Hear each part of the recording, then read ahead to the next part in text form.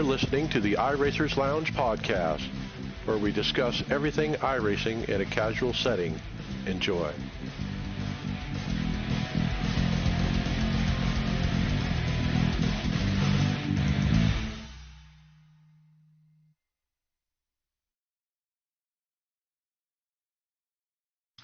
Welcome to the iRacers Lounge. I'm your host, Mike Ellis. iRacers Lounge is a podcast for the iRacer, where we talk all things iRacing in a casual setting. Joining me are the usual characters, Brian McCubbin. How's everybody doing tonight? David Hall. Hey. Greg Hectus. What's up, everybody? And Tony Groves. Good evening, gentlemen. Hey, welcome. So on today's show, we recap round 9 of the World of Outlaw Series with our guest, lead announcer Chase Rodman. More Coke Series news is developing, and we get ready for this weekend's 24 Hours of Daytona. Gridfinder is growing fast, and that is good news. With nearly 1,000 leagues across 10 different sims and almost 200 iRacing leagues, this is the place to find your next league. League owners, get your leagues noticed and your grids filled. Remember, it is free to search and free to post your league. Gridfinder is the home of online sim racing leagues. Visit www.grid-finder.com to find a league or to upload your own. Gridfinder is the home of online sim racing leagues. And we're happy to be associated with them here at iRacers Podcast. We're going to go right to topics. And I'm first, I guess. Coke Draft. Let's talk some news. We got some other announcements on the drivers. Joe Gibbs Racing has landed four-time champion Ray Alfala and series rookie and recent guest Femi Olat, who will take over the famed 18 car. So Ray Alfala is in the Rowdy 51, is it? And then Femi Olat will be in the 18, interstate batteries. That seems to be a reoccurring theme, doesn't it? Where these teams are drafting like one really high-end experienced driver and then pairing them up with a rookie or someone a lot younger. I've seen that a couple times. It's a good idea because the rookie class is really strong this year, so it's not a bad idea. Kind of really have no choice. It's like you said, there's so many of them, they're going to have to split them up somehow. Yeah, that and it seems to me like these signings that they do for these drivers are pretty much just one-year deals because you never know if they're going to even make the series next year, right? So it's kind of like you're splitting between the older and the new guys, and you're going to stay with whoever stays in the drive.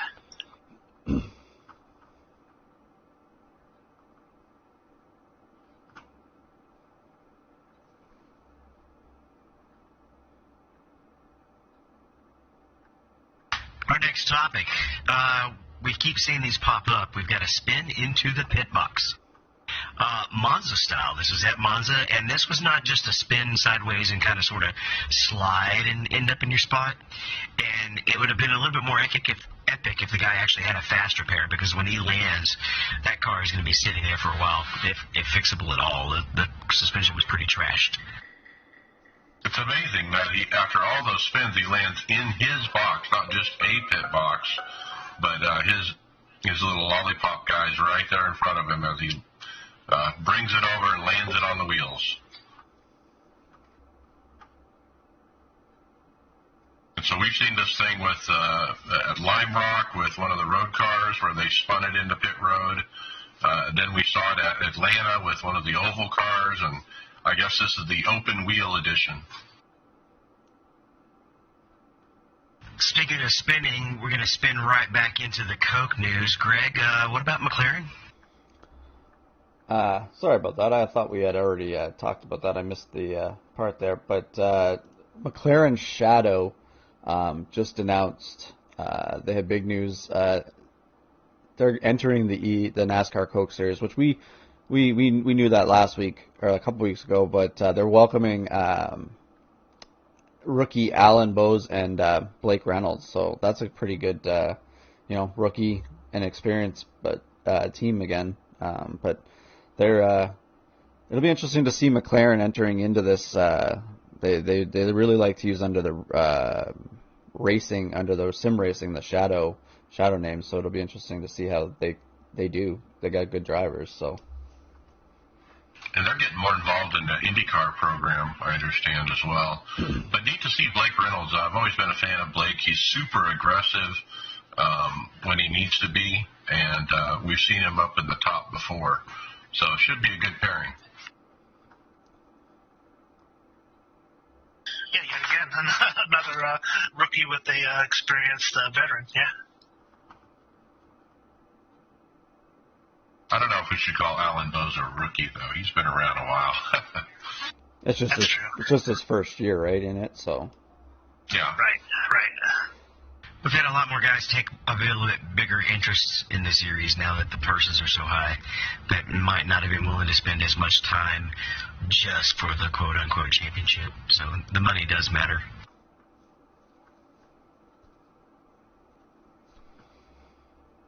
Well, how about that Christopher Bell getting her done?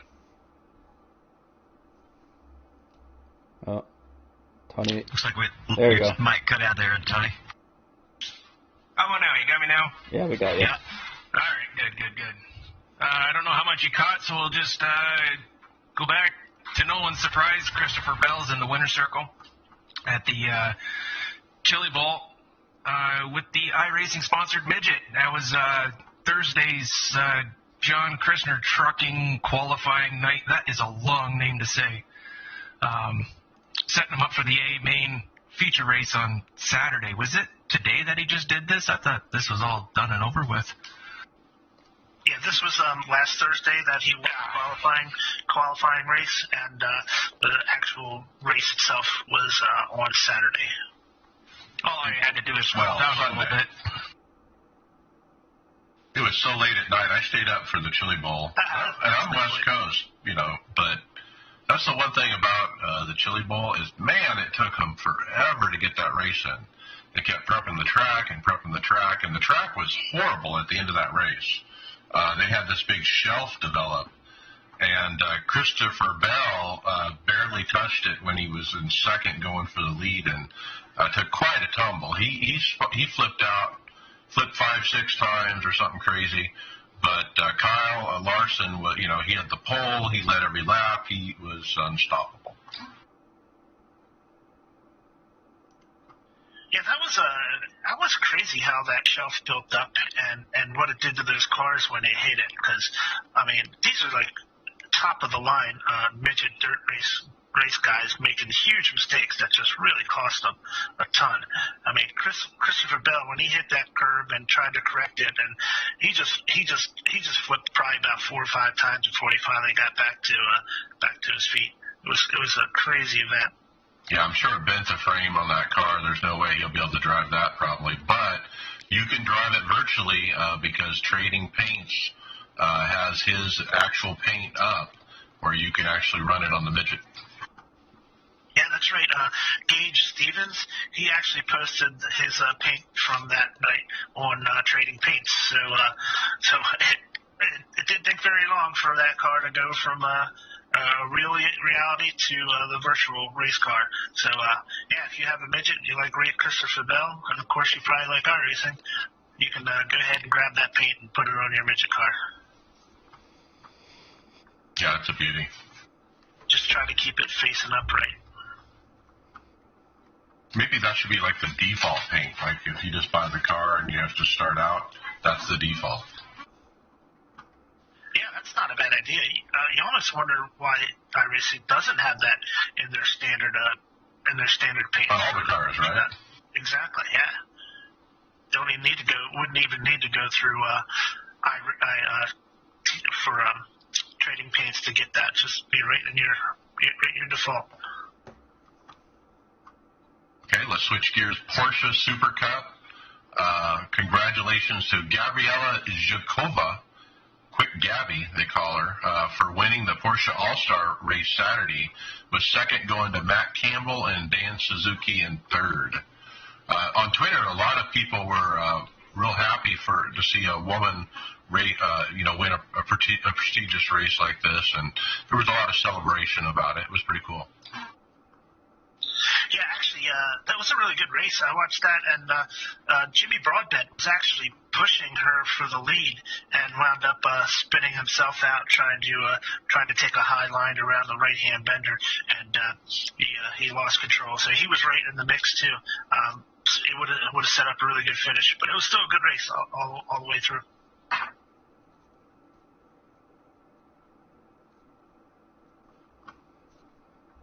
Moving on to Barcelona, the defending Tag Heuer Series champion, Sebastian Job. He redeemed himself after technical difficulties in Week 1 and to take the win in Week 2 at Barcelona. Second went to Josh, with third going to Charlie Collins. Okay. Yeah, that was another really good race. Josh Rogers actually won the pole position, which when I would listen to the show, he has won 17 poles since this series started 2 years ago. So it's 17 out of 21. So that is just ridiculous. So he won the pole and won the first race, and then they inverted the field from 1 through 8 in the final series. So the sprint race, he won the sprint race. He started in 8th in the main event and worked his way up to second behind Sebastian Job. Now Sebastian had a really bad qualifying. He actually started 16th. From qualifying, and he wound up racing up to 8th, which is really interesting because when you're in that sprint race, 8th place is the pole position for the main feature. So if you're in 9th place and 8th in front of you, like Sebastian was at one point, you just that's the real race right there. That's what everybody's like shooting for is 8th place, which is kind of odd. And I'm not really a huge fan of these inversions, but I guess it kind of helps keep everything even where the main qualifier is just not running away. Mixes the cars up a little bit better. So once Sebastian finished in 8th in that sprint race, he started on the pole. He just had clear track in front of him, and he's a fast driver. He just didn't have a good qualifying. So I'm not a big fan of the inversions in general, but yeah, it was a good race to watch though.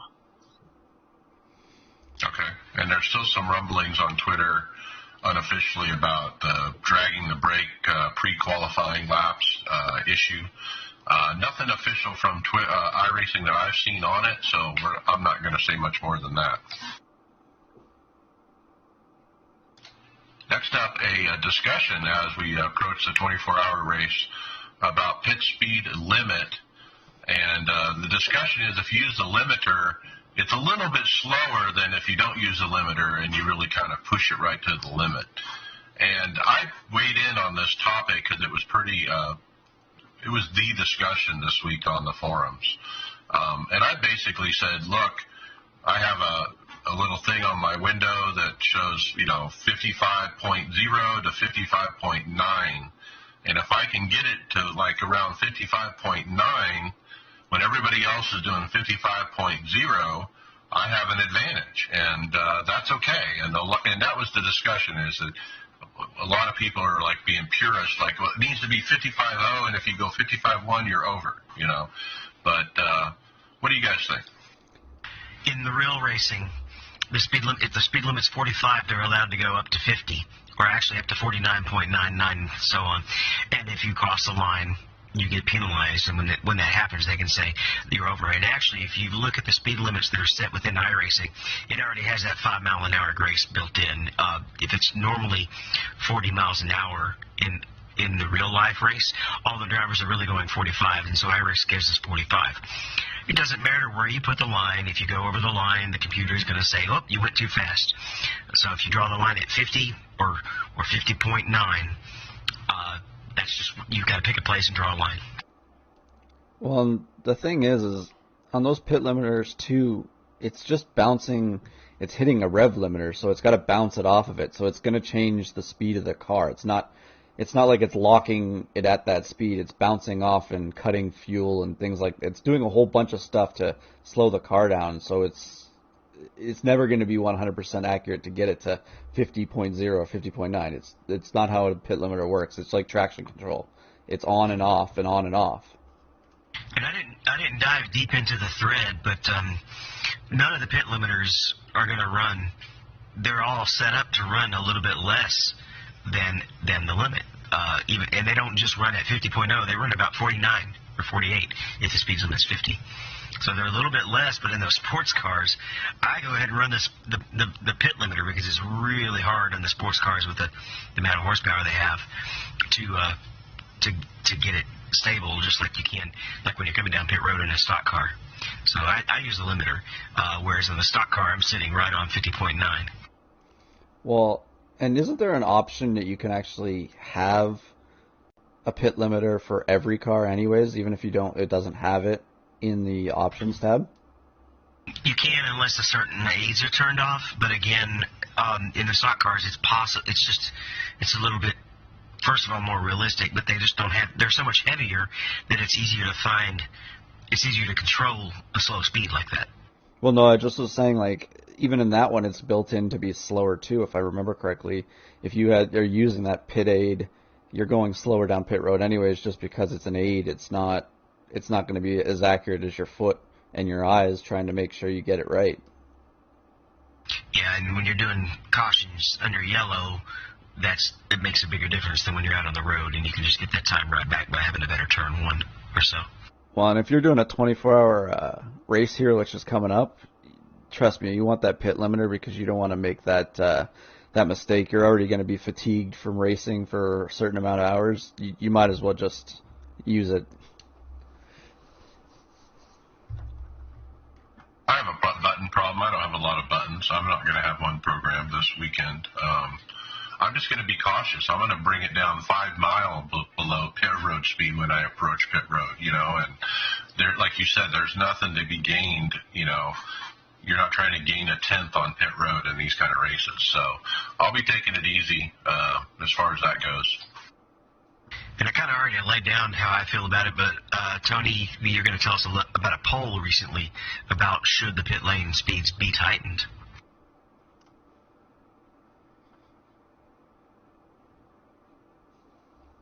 You're out again, Tony.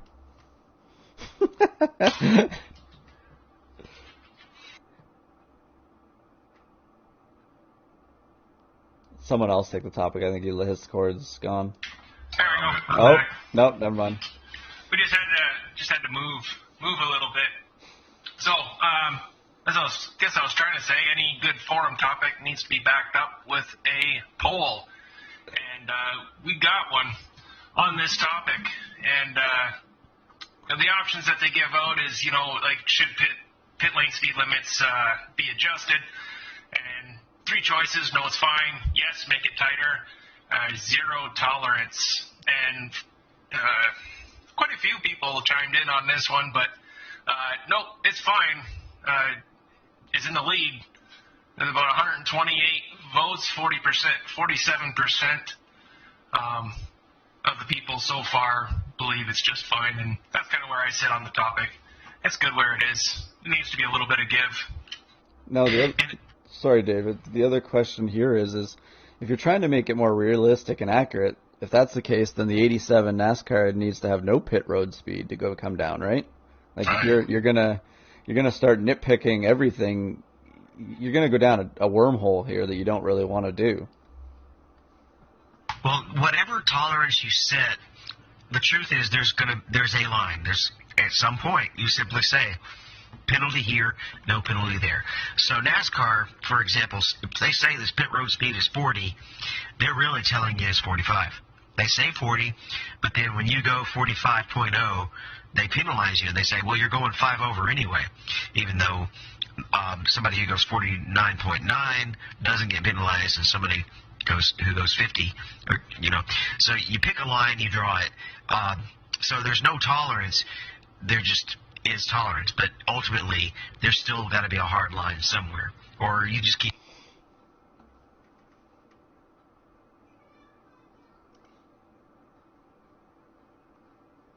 We lost David.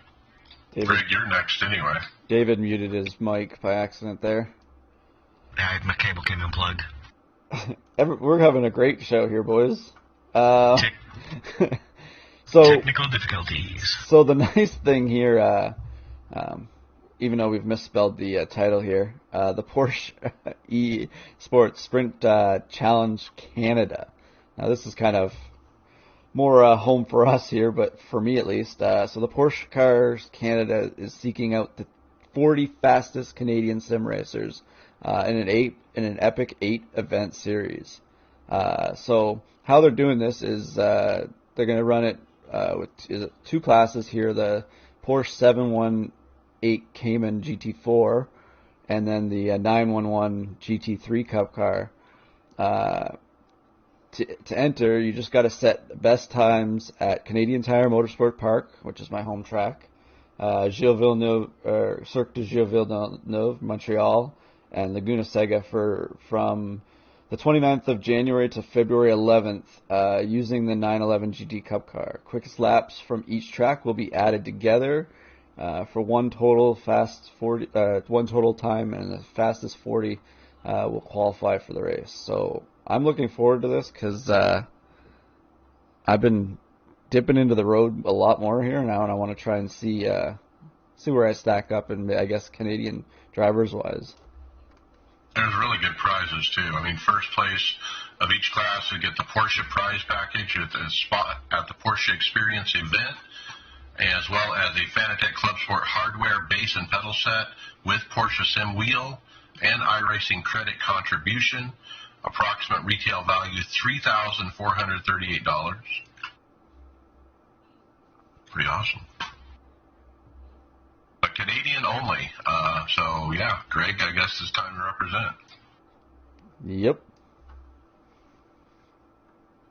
How many Canadian road car drivers are going to run this thing? And you can be in the mix, and I talked to friend of the show here, Mike Morley, about this, and apparently they had a similar type thing last year, and there was a decent amount of turnout for us Canadians. So we'll see how it ends up being. I'm definitely interested starting on the 29th here and see how it goes. So are you really starting it in the middle of hockey season? I know. How's that work? That's okay. We'll be fine. I'm sure we can work around it. We all got PVRs now. We can tape the hockey games.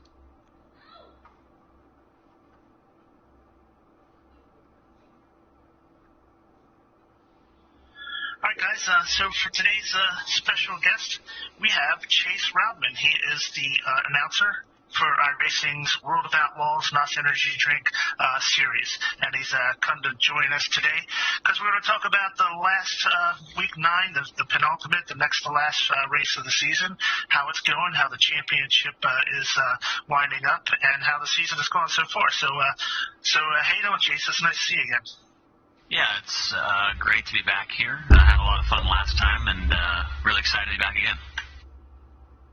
Cool, man. So if I just, while I have you here, before we get started into Williams Grove, I'd like to ask your thoughts about the season as it has come so far. Now, Alex Bergeron is a 2-time defending champion of the season, of the series, and this year Hayden Cardwell has made his presence very well known. And those two guys have been battling ever since the green flight at week 1. Yeah, it's been a lot of fun to watch. I was a little bit worried when I heard that David Heilemann wasn't going to be coming back, and a couple other guys like Joel Berkeley and some other guys that are capable of winning races. I heard they weren't coming back for this 2021 season here. And once I saw Hayden signed up and was running the qualifying series and all that, I knew that he was going to be a contender. I knew that James Edens was going to be a contender. Tim Ryan, he was coming back, 2018 champion. So I knew there was going to be some guys to, put up a fight against Alex, because obviously he's been a dominant force the last 2 seasons, almost 3 seasons. He almost beat Tim the first year. So he's been the guy to beat. But Hayden, like we mentioned already, he's been so good this year. Had the most top 5s coming into the season, until last week. Now he's tied with Alex. But, it's been a lot of fun to watch those two go back and forth every week. Yeah, and coming up to week 9 now, man, it's just those two, and everybody else is almost a race points worth away from them. So those two have such a big lead. They've been so consistent all year. I think the two of them have accounted for 6 of the 8 wins leading up to round 9. So those guys have just been just unbeatable.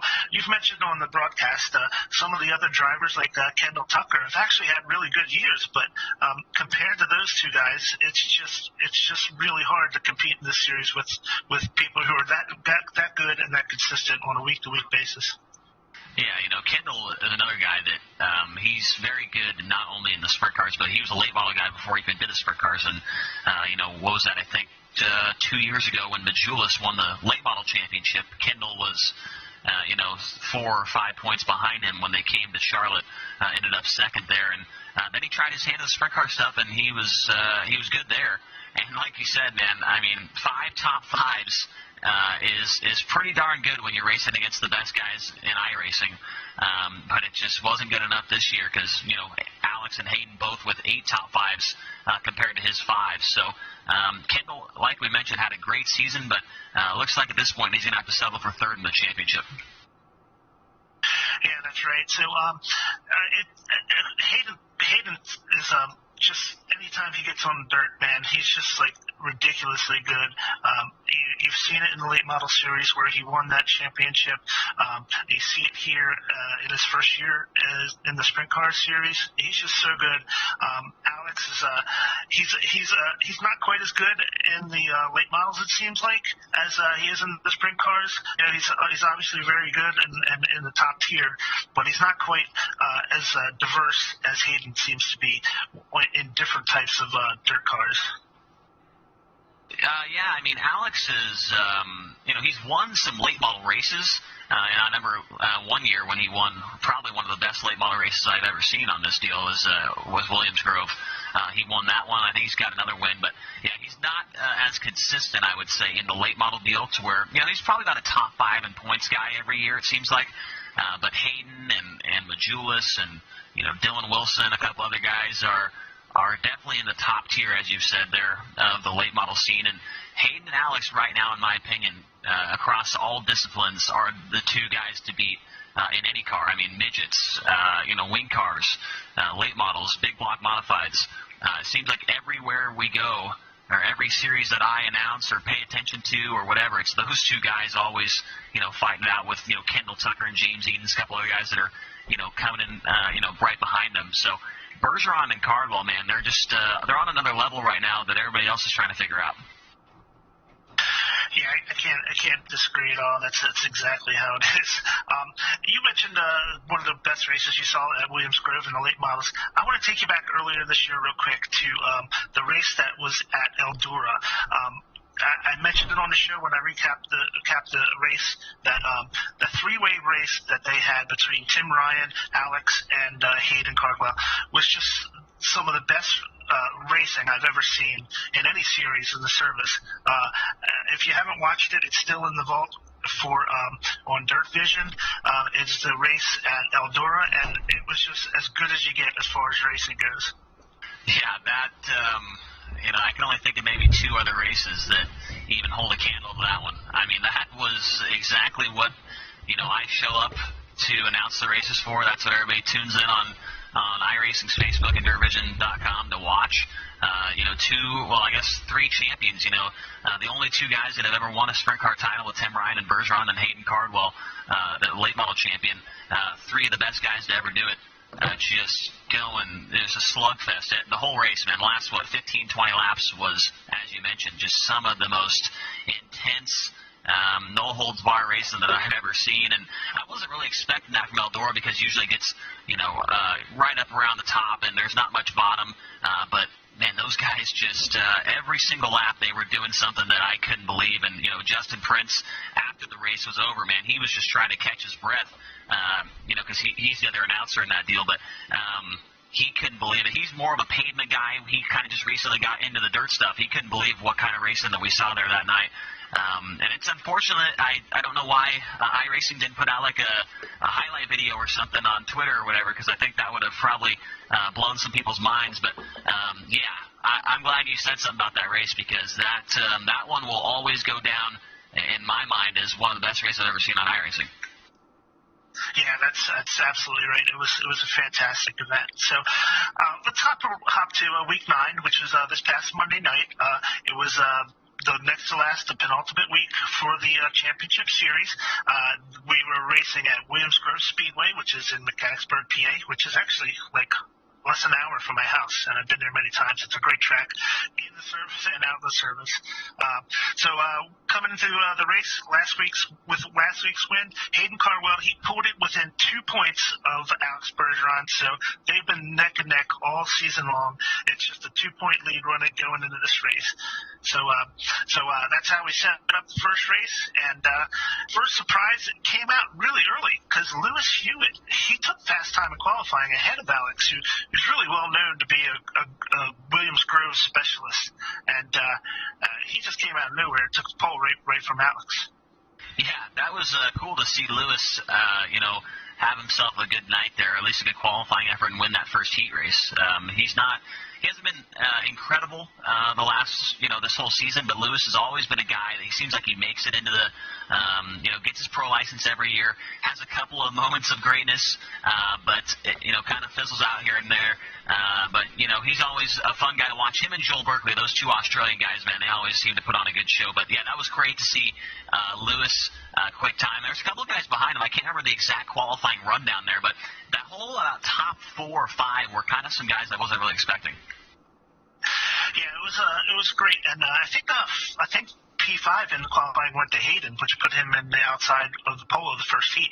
So that's where we're going to start off next. So Lewis Hewitt, he started on the pole in the first heat. He took off for a early lead, and Cardwell slowly pulled him back in, and he really kind of threw a bomb of a slide job to try to get by him on the very last turn, but he winds up finishing P2 to start in the 5th spot in the feature.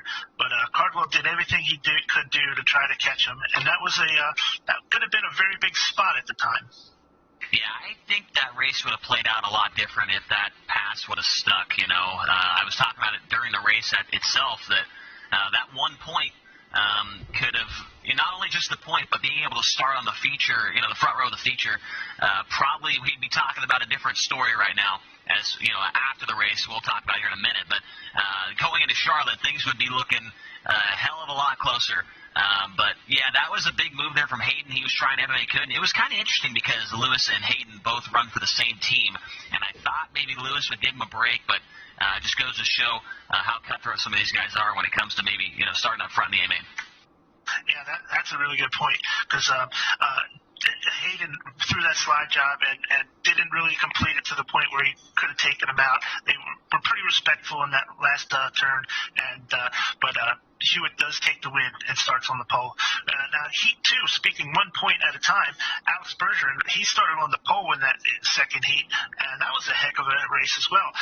Tim Ryan started on the outside, and, Tim Ryan had something for Alex that race. He actually, about halfway through the race, Tim Ryan started running like a slide line without actually sliding, but it was catching Alex Bergeron. Yeah, that's what I love so much about this deal.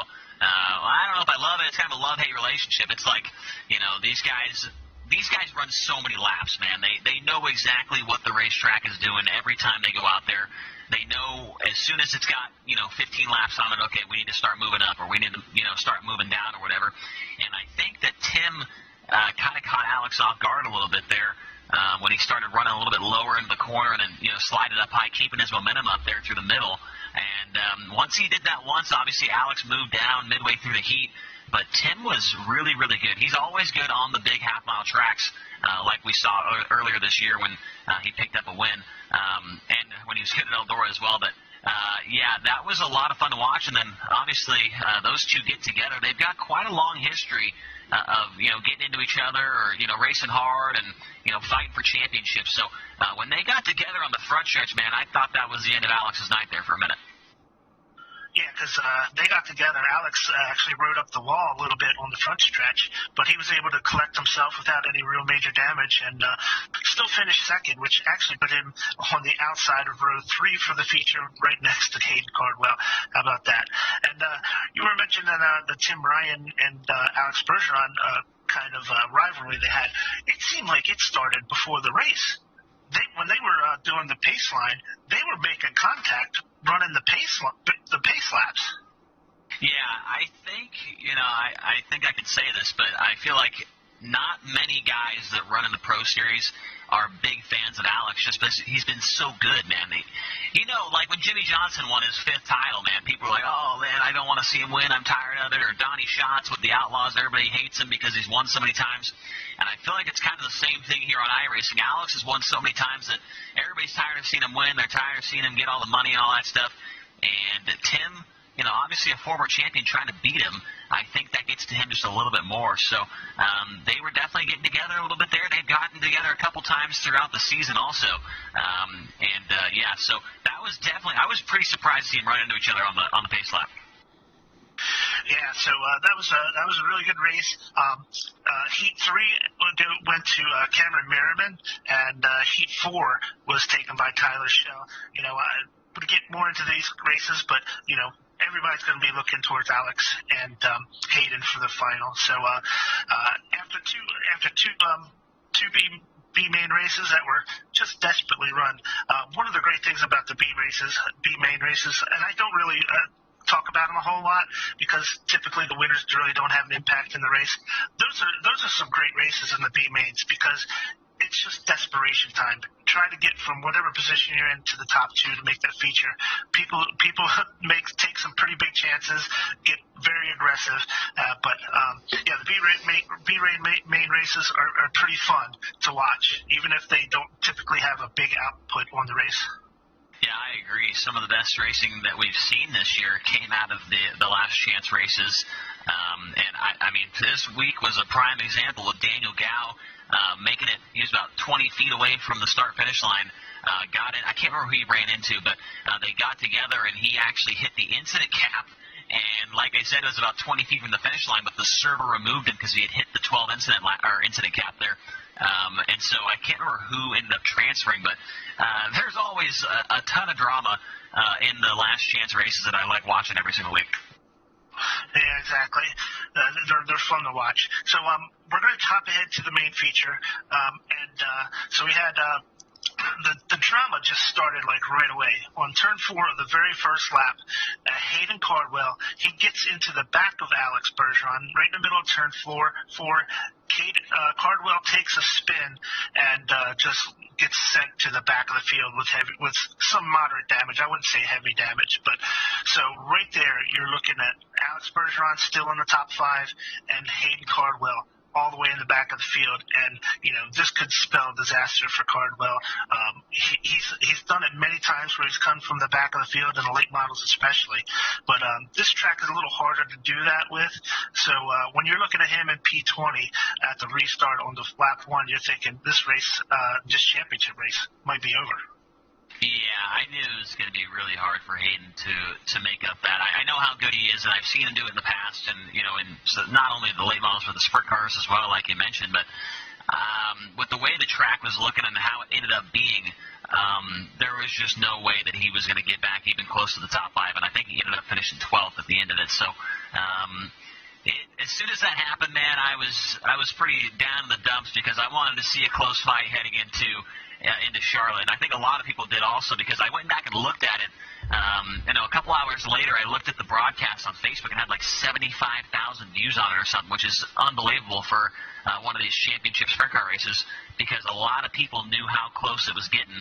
And with Hayden's spin on the first lap, I mean, you can take a look at the incident, and Hayden just – you could see that he hit the bottom really, really good, got the left rear kind of in the moisture, and was like pulling up next to Alex, and Alex kind of ran like a little diamond off the corner. And when he came down, I mean, it just sent Hayden right in the inside wall, and I wouldn't place blame on any of them. Obviously, Hayden's trying to get up there as quick as he can. I know he probably could have waited a little bit because it was lap 1, obviously, but it was just a racing deal, and I know, how desperate these guys are to get by a couple cars, especially on the first couple laps. And it proved to be very critical to get past a couple cars in those first 10 laps or so because of how the track ended up being. Yeah, Hayden always seems to be, hyper aggressive. It might have hurt him this time, in my opinion, because he tried to put his nose underneath Alex, whose left rear was not up against the wall, but his left front kind of was. Like you were saying, he was diamonding the corner, so he didn't really have room there, and I think just being too aggressive actually bit him that time. So it was too bad to see Hayden fall back. We'll see if he gets through the field, but he only winds up getting up to 12th place. In the race itself, Tyler Schell he took the lead from Lewis Hewitt pretty early, around lap 6, and Alex Bergeron was on his heels and just running right behind him head to tail for the rest of the race. Really, it was a really good race to watch. Alex would pull right up to his bumper, wasn't able to quite get by him. I don't know if he was being a little cautious, being how Hayden Cardwell his night has gone so far. Yeah, I think that Alex was definitely faster than Tyler Schell, but he definitely didn't need to push the issue for sure. I mean, if he would have ran even 5th place, it would have been a pretty solid night for him considering the circumstances. So, but I mean, Tyler Schell, man, he's been so close to wins. He was very close to winning this race last season, but had an issue, I believe. I mean, he's been close to winning a lot of races and had issues. We could go back to Cedar Lake Speedway a few weeks back when he was actually chasing Alex down and hit the wall and actually flew out of the ballpark. Left the racetrack, and that looked like he was going to get his first win there, but it didn't quite happen. And then, kind of roles reverse. Alex is chasing him down here this week, and then Tyler Schell able to hold him off. So it was a lot of fun, and it was great to see all the people in the Facebook chat and all that, kind of cheering on Tyler and, kind of give him some of that recognition for finally getting the job done. Yeah, it was his first win in the major, top series. So congratulations to Tyler. It was a really good, well-run race. So with Alex finishing second and Hayden finishing 12th, we're going to go into the final race at Charlotte with a 30-point difference between Alex and Hayden. Anything can happen. These cars can easily get turned and banged up pretty good. But you would think that Alex is definitely very comfortable with his lead now, and will probably be as cautious as he needs to be to take home his 3rd straight championship. Yeah, he's definitely going to be, I don't know, man. I've seen him do the same thing where he's got a big lead and he's still, pushing the issue. But Alex, he's proven, he's going to show us why he's a 2-time and possibly a 3-time champ next week. He'll play his cards right and make sure nothing goes wrong. But I've seen some crazy stuff happen with these sprint car races and the late model stuff as well. So you never know. It's only 30 points between him and Hayden, so which isn't a ton. If something goes wrong in Alex's heat race and somehow Hayden wins, then it's down to 22 points, man, and then you never know what can happen after that. So I'm not going to count it out, but with how good Alex has been, especially at Charlotte in the past, it's going to be really, really tough for Hayden to come back from that. But I also think on the other side of that is Hayden probably thinking the same thing, that it's a long shot for him, so he's probably going to be, balls to the wall trying to not only win the race, but, just do as best he can to put Alex as many cars behind him as he can to try and take home the title. But, Alex is he's the best, man. There's no doubt about it. And a lot of people say, oh, Chase and Justin, you guys talk about Alex all the time, man. Stop talking about him. I mean, I don't know what you want me to do, man. He's always up front. 8 top 5s, 4 wins, 174 laps led. That's 40 more than anybody else in the field. So when, a lot of guys, they get mad at me for talking about Alex, but I'm just waiting for somebody to get up there and beat him, Yeah, exactly.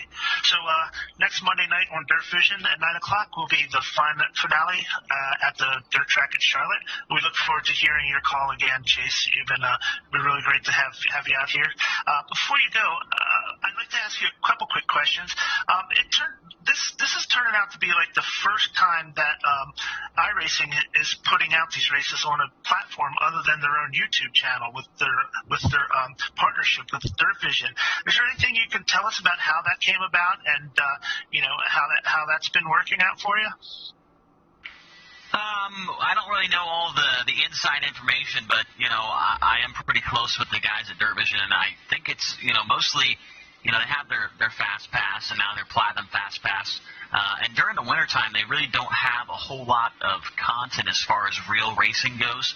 So I think that having these iRacing races on the DirtVision.com broadcast or on their website, I think obviously it generates some more traffic. Some guys from that normally watch iRacing broadcasts will go over there and watch the race and whatnot.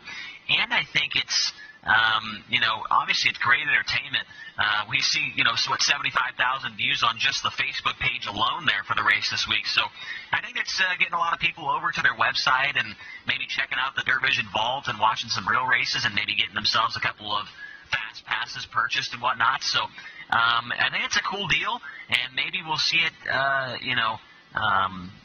broaden out to maybe another streaming. Maybe Flow Racing will jump on board and do something like that as well. But I think also the main reason for this was the Pro Invitational series that they had there during the initial pandemic there, with all the real life drivers getting on iRacing and having their own deals and their own races and things like that. So Dirt Vision, they want to get involved, man. They're trying to get more and more content, and this iRacing stuff, it's cheap to produce. There's no doubt about it.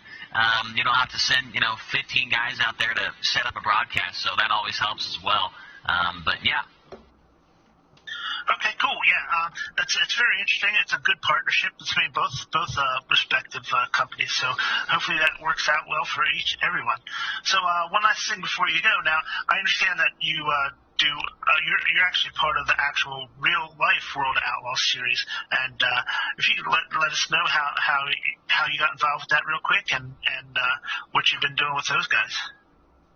Yeah, I kind of mentioned it there with the Pro Invitationals. I was kind of doing the announcing there with Johnny Gibson, and it turned into, I was out in Indiana for a micro sprint race in Peru, Indiana, and we had a 4-day race going on, and then we had a couple 3-day break or something, and then we went to another race that was in Indiana as well for another micro event, and I texted Brian Dunlap, who is the director of broadcast at Dirt Vision, and I was like, hey man, I'm out in Indiana. I see the Outlaws are running at Terre Haute tonight or tomorrow. Any chance you guys need a pit reporter? He's like, oh yeah, I mean we could try it out and see what happens, whatnot. And I don't know if you saw the race or not, but there ended up being a couple red flags. There was a bunch of cautions, crazy race, bunch of championship implications with Brad Sweet and things like that. And it turned into a wild race, and I ended up doing pretty good. They called me back. They had me go to Attica Raceway Park a couple nights later, and did about 15-ish races last year as the pit reporter for the Outlaws. And, it hasn't been announced yet, but there's a couple people that know, and I might as well just kind of say now, but next year, coming up here in, 2 weeks or so, I will be full-time, actually, with the Outlaws and Dirt Vision. So do the full 90-race schedule and see where it goes from there. Well, congratulations, man. That's fantastic. And really, best of luck to you.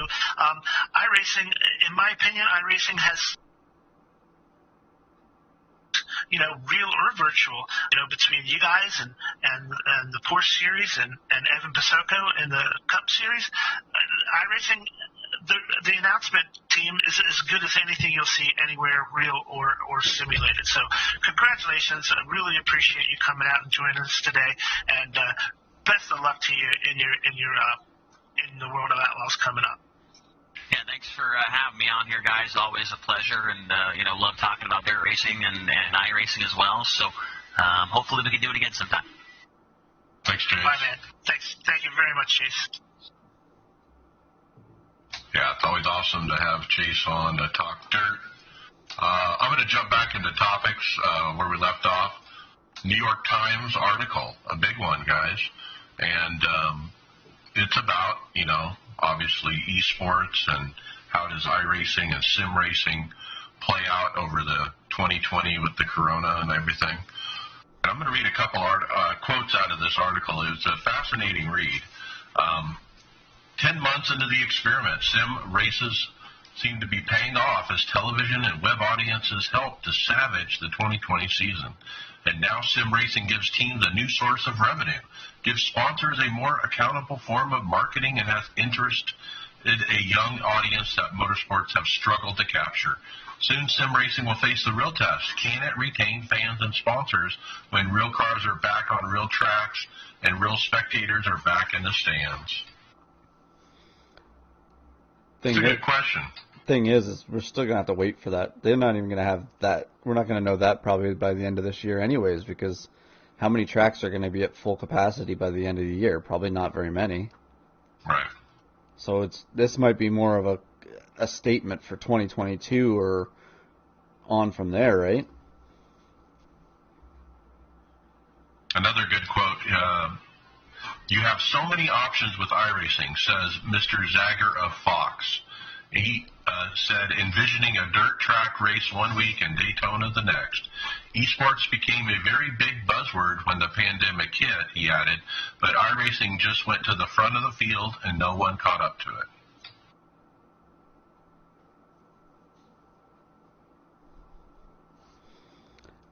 I think sim racing is going to be definitely here to stay. Like, it's not like it's kind of like it's another alternative now. It's not like they were just using it as a fill-in. It's now something that's going to stay and be its own thing. It's not going to be. We're not here to try and replace NASCAR or F1 or IndyCar or anything like that. It's its own entity, and I don't think we're going to have to worry about putting them up against each other. Yeah, we know the Cup guys are going to be doing the Pro Invitational. I mean, Denny Hamlin pretty much announced that. Somewhere I heard there were going to be 5 races they were doing for that. So. Yeah, I do think this is going to be a critical year for iRacing because, I mean, they're going to be broadcasting these races on Fox Sports, but there is actual other racing. You know, the real life guys are going to be around. So hopefully they can pull good enough numbers that, you know, after this year it's just a given that it's a part of the racing season. Right. So I know I'm going to be watching all these iRacing events on Fox. I'm going to tell all my friends to do it as well to try to get, you know, as much interest in these races as we can get so that it becomes a regular part of the schedule. Well, when you're popular, stuff happens. The next one was a tweet by Polaris sent to the attention of iRacing and BMW that said there's a site he found called Sim Dream Development that has basically stolen a car model from iRacing and they're selling it on their site. And this is very rare to see something like this. Greg West did respond on Twitter. He said, we're actively investigating the situation and will be pursuing it with all available resources. IP protection is incredibly important to us, and any credible accusations of third parties stealing our work are taken very seriously.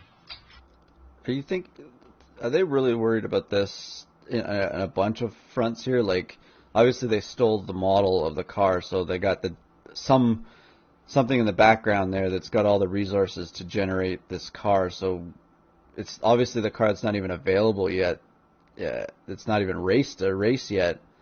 I wonder if they can steal anything else from it design-wise for other companies and sell it data-wise because it would be scanned. I don't know what they could get from that, but are they also worried about that somebody got into the website and was able to steal some data from the site and hoping that they don't take other people's personal data?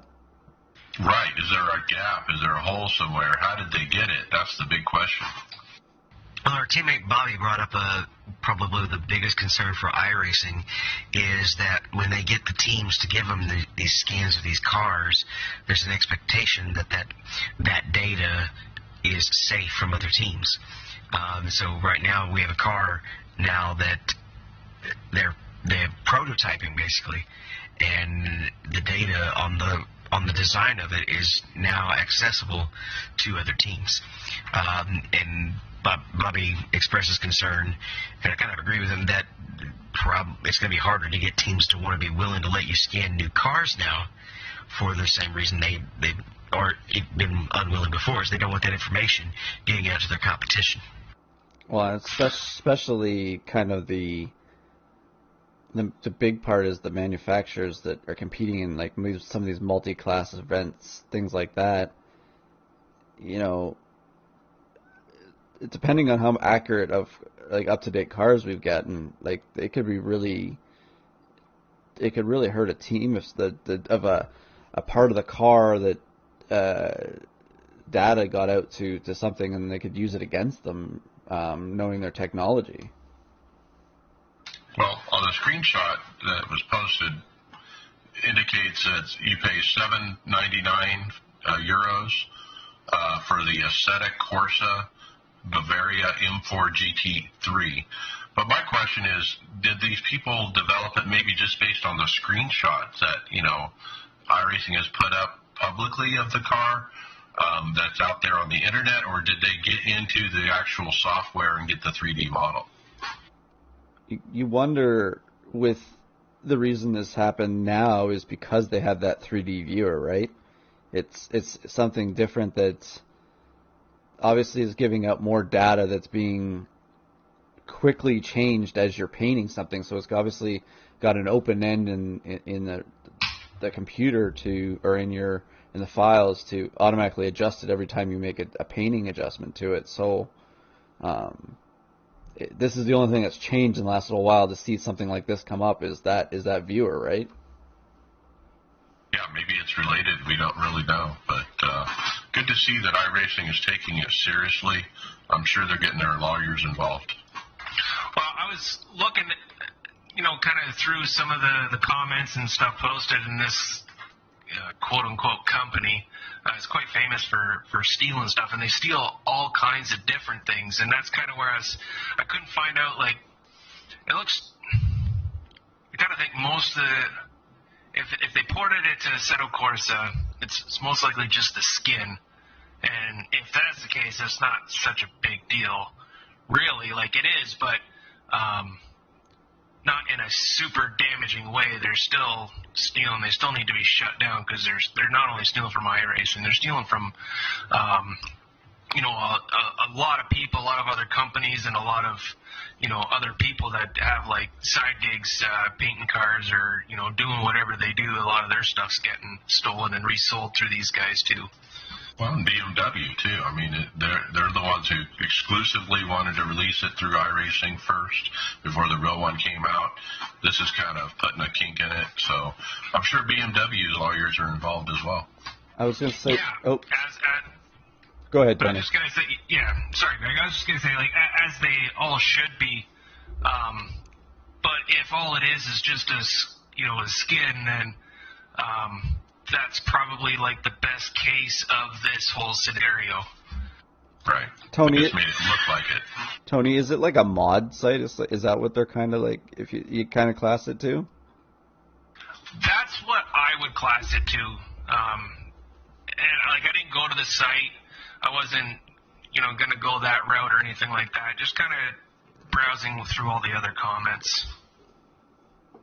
Yeah, I'm sure F1 would be horrified by a story like this, as protective as they are of their technology. The idea of them having their cars scanned by iRacing and having this to be a possibility has got to just horrify F1. Well, just look at the way F1 was this year. Anyways, they use pictures. They can take a picture and recreate a car or a braking system or any part by just taking a picture of a car from a mile away. They can figure stuff out. So if you got the actual raw data, you're in big trouble.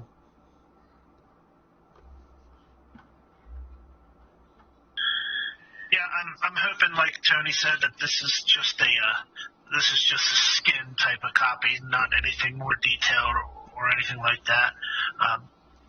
Like he said, that Greg West said that they're throwing all their assets available at this. So I imagine, like Mike said, that lawyers are going to be involved in everything else if this is a true case of some kind of intellectual property stealing. Well, it looks like Jimmy Broadbent was the kind of turned him on to this as well. After it was this original post is what Jimmy Broadbent sent to Greg West, and I guess obviously maybe Greg West already had a inkling of what was going on, or they already knew it before that hand. Well, hopefully Greg will let us know when, if anything happens. I know the lawyers keep on. But we're going to move on to the next topic. This one's kind of a quick hitter. We've got the E-Short Course World Cup. Jim Beaver Esports has announced it. The Short Course World Cup is presented by the Fistful Bourbon, and it returns on January 21st, and it's making its debut on television. Looks like it's going to be on CBS Sportsnet. How cool is this, man? That'll be an interesting series to watch. CBS Sports too. They're trying to get into the sim racing thing. Obviously Fox is involved, NBC, and now CBS. That's great. Well, after the 14th of February, anyways, wouldn't I think football would be done? So CBS Sports would probably be looking for something else to host, right? Yeah, it's kind of a tape delay. They're actually running the race, I think, as we speak, but they're not going to show it till February 14th. I hope iRacing's got their rear axle bug figured out by then. Yeah, I'll definitely want to tune in and watch that, or I'll put it on record on the DVR.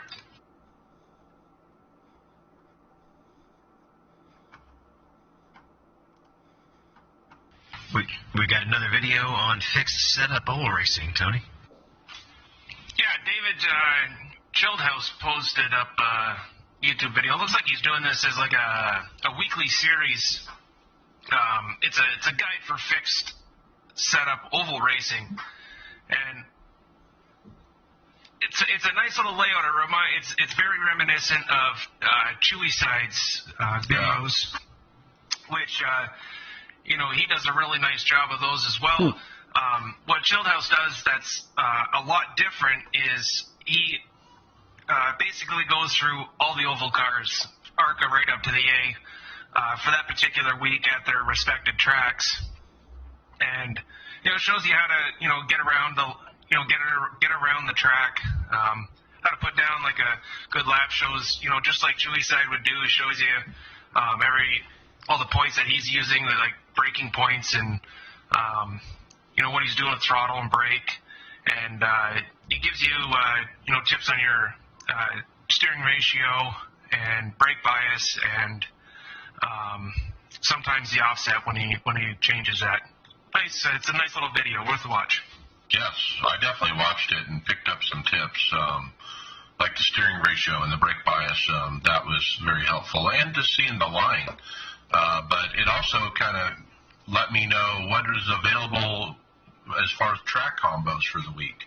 I wasn't even paying attention, and I'm like, oh yeah, they're at Texas. Maybe I will run that. Yeah, he did that video a little while ago about saving tires, and I've watched it and I've used some of it in my racing, and I think it's actually helped a lot. So I have this video queued up, and I'm going to definitely check it out as soon as I get a chance.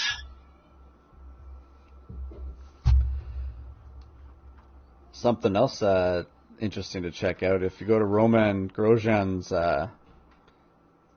Twitter page, obviously we've known Roman became really popular this year just because of his survival of the wreck in his second last race of the season. He's got a sim setup here. It's a really nice setup that he's got going here. He's, obviously, I think a couple days before this, I saw him post that he's finally got the bandages off of his hands, so that's maybe why he's all of a sudden excited to start going racing against here and doing this. But man, what a nice setup! These guys have some really nice rigs. He's got a NASCAR-style seat with a wraparound around his head and triple curved monitors. Looks like I can't tell if it's a motion rig or not, but Formula-style wheel. I love the quote that he put, though.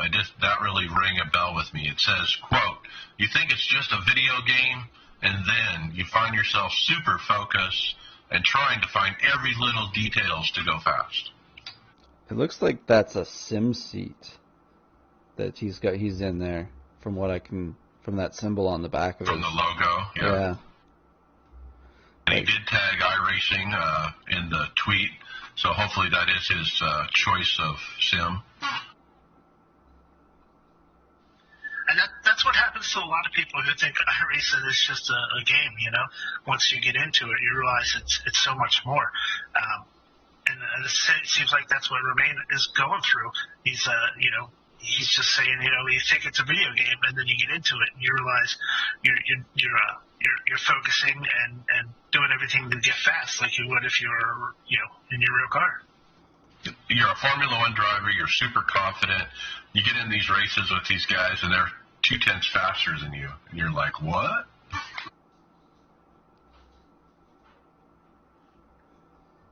Well, let's say he had some older gear that he upgraded to this gear first.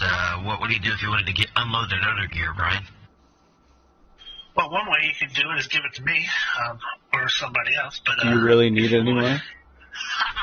But if you wanted to sell it, Tyler Hudson, he introduced on the forums that there's a new buy, sell, and trade section where all third-party sales can be posted in a centralized location, so that other iRacing forums, they can just stay focused on the cars and tracks and all the other good stuff that is in the forums. So they're not cluttered up with people trying to sell stuff. So there's a new place to go to buy and sell and trade your gear. I've sold a wheel before on the forums. Everything went really great, but I didn't have a section specifically set aside for buying and selling. I just put it in the hardware section, and so there's a new place to go to find just to find this stuff. This is the result of all the setup shops that have came out in the last several months and just spammed the forums. And VRS was one of them. They actually stopped doing the spamming, but I think that this is the end result of it. And so basically Tyler put out some rules that go along with this, but basically those kind of people, anything that you're selling, a service or a product, either as a company or an individual, has to be in this particular forum. If you put it in one of the other forums, it's subject for removal or to be moved to this forum. I was just going to ask you, or bring it up, is like, why did you think it took them so long to finally bring out this part of it? I mean, those forums have been around for like 10 years or more. Well, it's never been a problem. I mean, usually you buy, sell in the hardware forums, but I think it was just getting out of hand with the setup shops. They were going into like the general topic, yeah. Right. Yeah, it's definitely good that they got this section now, and hopefully everybody. But this also gives, like you said, it gives them grounds for just removing it out of everything else. They can just quickly remove it. There's no ifs, ands, or buts about it. They just remove it, right? Right. You violated the rule, and it's gone. Yeah, you would certainly think it's a lot more monitorable from this one central location where they can see what's going on and catch anything that's not kosher for them. I like it because it groups everything together.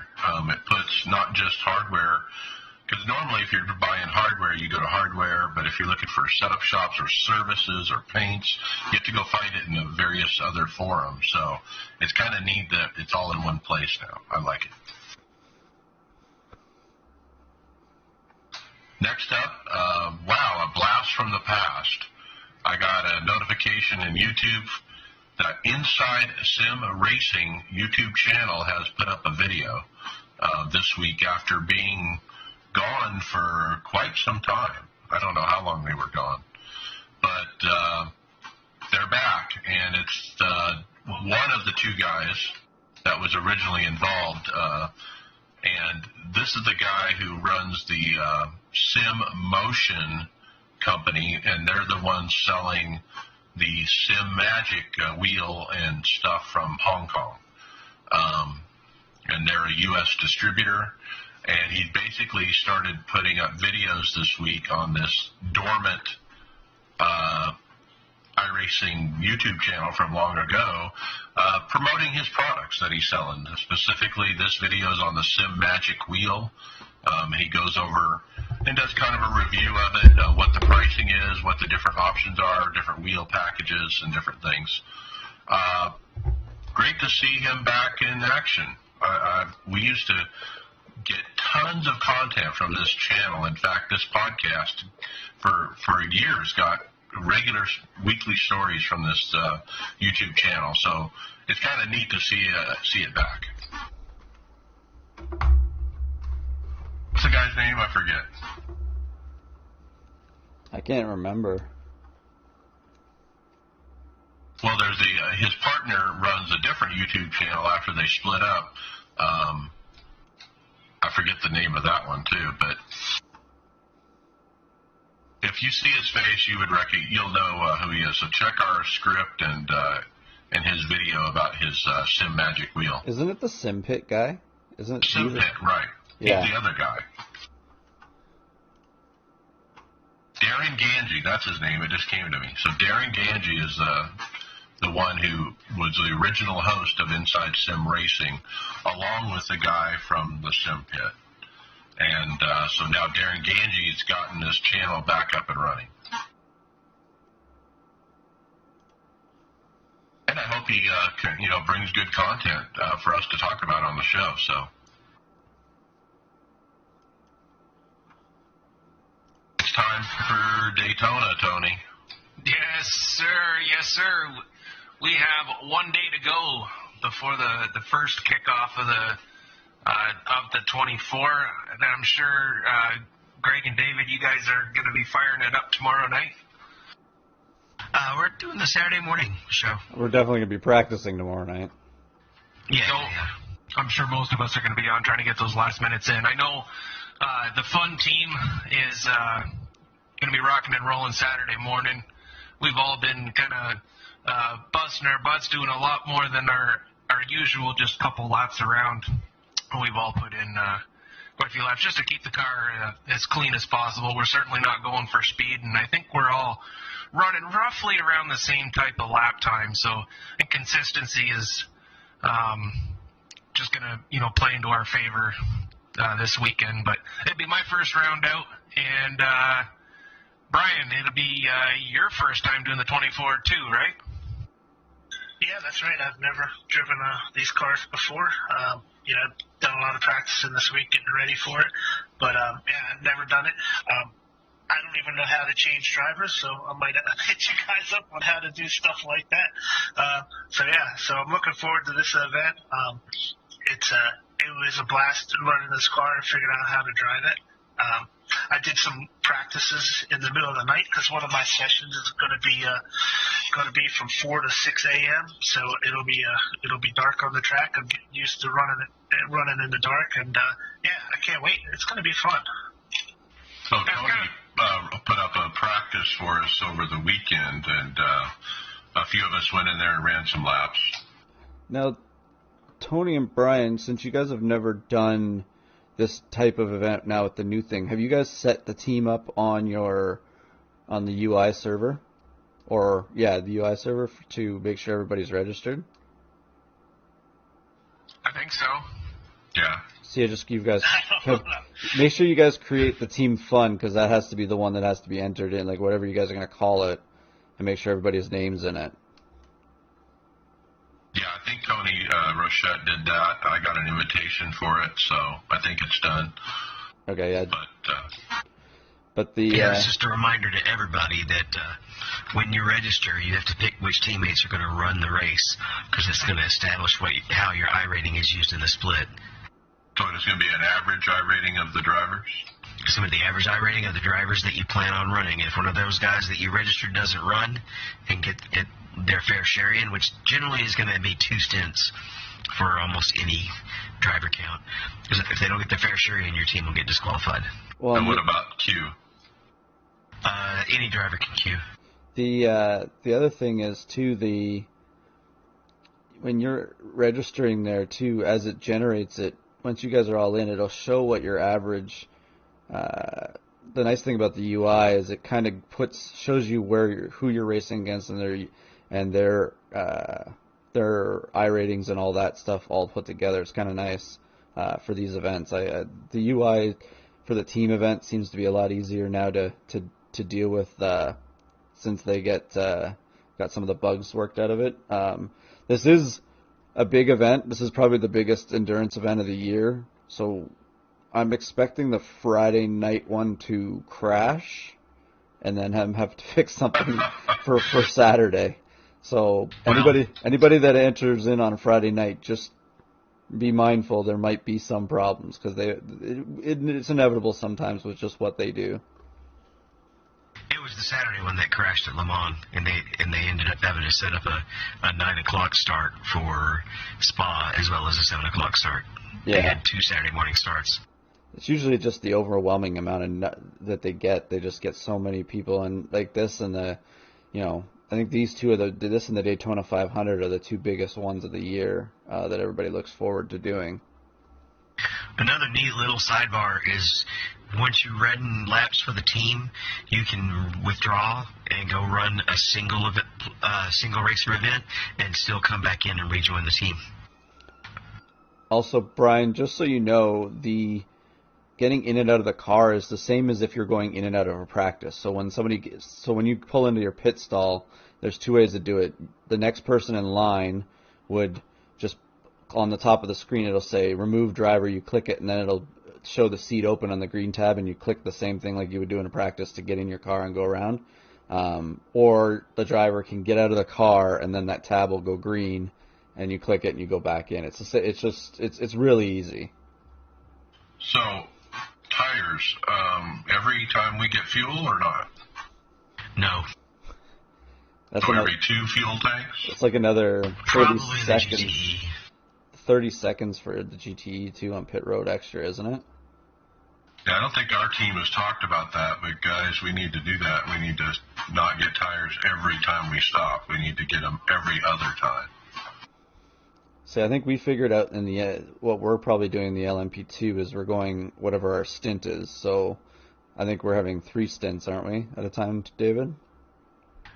If we want to go ahead and tell the whole world what our strategy is, sure. Yeah, don't do that. Now, I ran a test race this afternoon, and I got to say, running races is different than practices, especially to figure out traffic. Boy, I didn't get traffic when I was in a practice. But this race taught me a ton about traffic, about, boy, you really don't want one of those fast cars right behind you going into the bus stop. So you really have to be on your toes. But yeah, I definitely recommend a practice race. Did Mike say practice? Yeah. We're talking about practice. I want to be ready. I don't want to be the guy who just bend the car, you know. The one thing He practiced my way, which is just get in a race. Yeah, that's what I did. You're never going to get any experience on these tracks. Like the first couple laps in the GT class and the GT4 or 3 class and all that, even with the LMP, because the LMP2s will just get off and get gone, but the GTEs stay pretty tight for a while, and the start of the race is always hectic.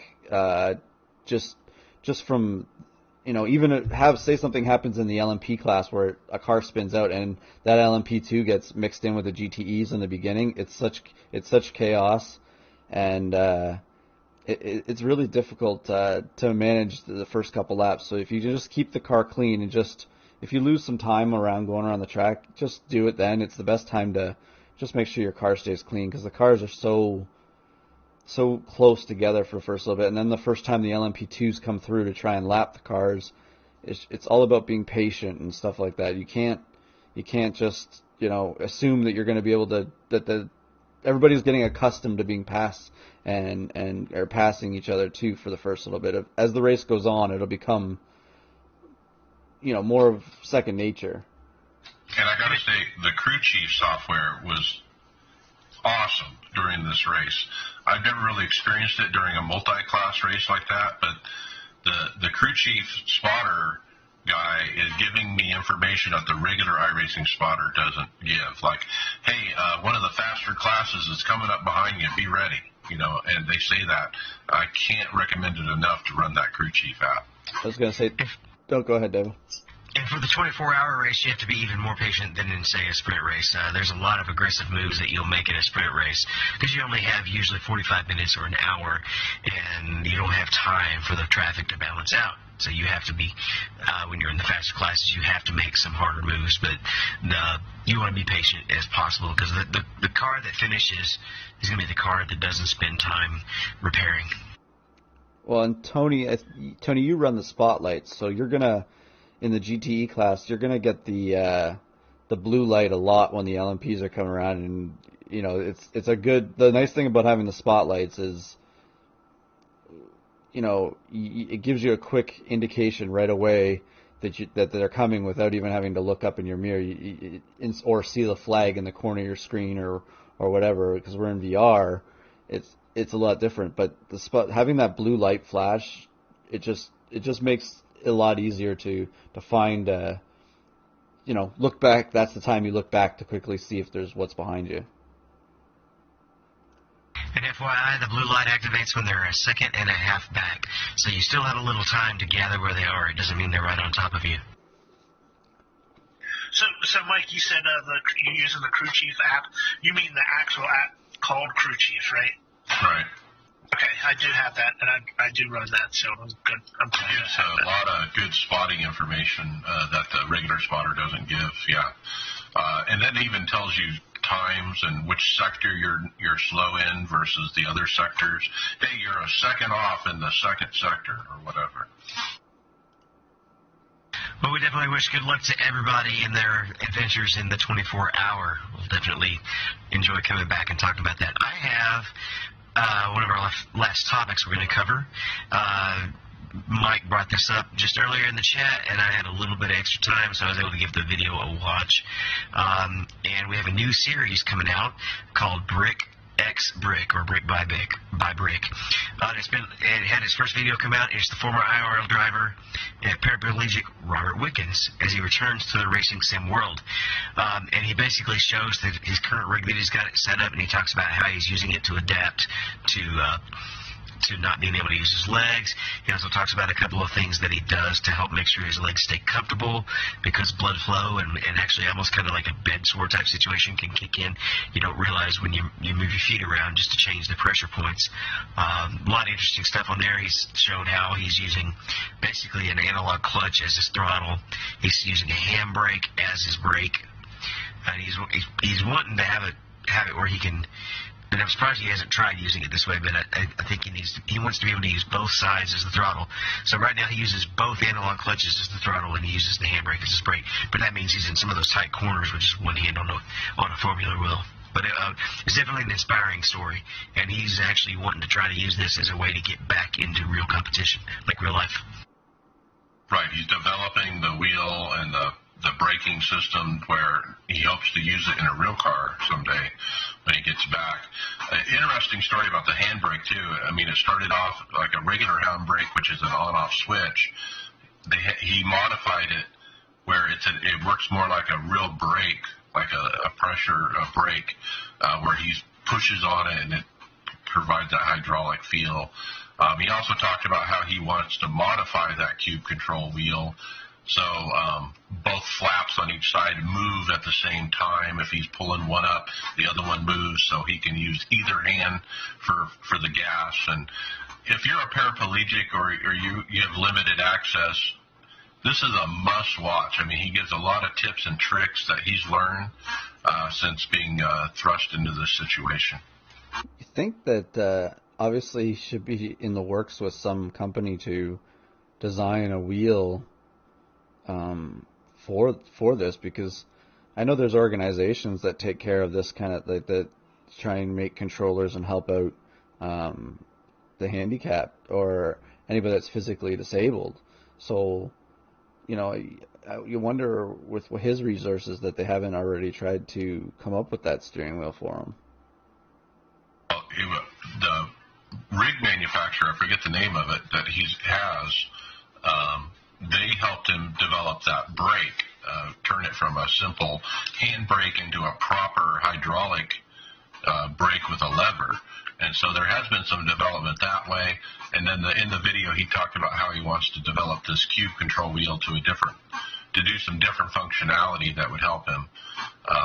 But he said this was the closest wheel he could find that really kind of fit what he wanted. He also mentioned he wants the throttle at the bottom of the wheel, not near the top, because he could get a better grip on the wheel when it's at the bottom paddles versus the top.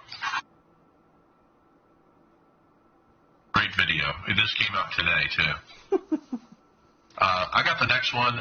This reminder from a listener. Galaxy iRacing League is going to be on Saturday nights, and I've been taking a real hard look at this because I'm interested in finding something to run Saturday. It's the A-Car, and they're going to follow the NASCAR Cup Series kind of thing. And so if you're interested, go check out Galaxy Racing League. We have the link on our show notes as well. Podcast housekeeping. Don't forget to check out the Aftermath, different podcasts. You guys need to subscribe to them. And our new website, iRacersLounge.com, where you can actually see visually everything we're talking about and get those links. We're also on the Performance Motorsports Network, hardware, software. Our first hardware software is the Zero Play QR system by SimLabs. They just recently announced it. They're taking over the Zero Play Quick Release system and are going to be selling it under the SimLab flag while it's still being available for hybrid racing simulations variant in the Austrian regions. And you look at it, and it's just kind of a standard quick lock release that can be used, I guess, for rims that don't have a built-in quick lock. Yeah, this is a very popular one from that company in Australia, HRS. And they basically, SimLab is just reselling it for them is what's going on. So get it out to more people. That's great. I wish I had one of these because my Fanatec wheel is stuck on my base and I can't get it off. I needed a good quick disconnect, and this Fanatec one is crap. Greg, that rig we were looking at earlier, that's the symbol. That's the SimLab signal, not the SimSeat. Sorry, that's what I meant. Yeah. Yeah. I knew what I was saying. I just it didn't come out the same way. Pretty good little deal, though. Then we got a motion platform, and who tells us about those? Well, that would be Barry Rowland at Sim Racing Garage. He posted a video about the ProSimu T1000AL for motion platform. So it's a 4-degree of motion platform. So it's got 4 actuators at each corner. Barry goes through the whole process that he always does and tests it out. And this has he got the one with the 130 millimeter travel, which is 6 inches, I believe. Isn't that right, Greg? I need somebody from Canada to help me out with that, the millimeter stuff. Sorry, what was the calculation again? I was just turning the site on. So there's a variant of these actuators that can be either done 100 millimeter or 130 millimeters. And I think it's the difference between like 6 inches for the travel for the 130. I think 130 is 5.1 inches. Thank you, Google. Yes. Okay, there you go. So he tested this out, and he was very impressed with it. It's a really nice system. I mean, this is including the ProSimu 1000 includes the 80/20 system and everything. So the motion actuators are actually add-ons to the price of the 80/20 rig. But yeah, it is not cheap. I think his system was just under $10,000 for the system that he got. $1,100 for the 80/20 cockpit, so to speak. And then if you get the 150 millimeter actuators, that's a bolt-on of $8,600 on top of that. Yeah, so big money.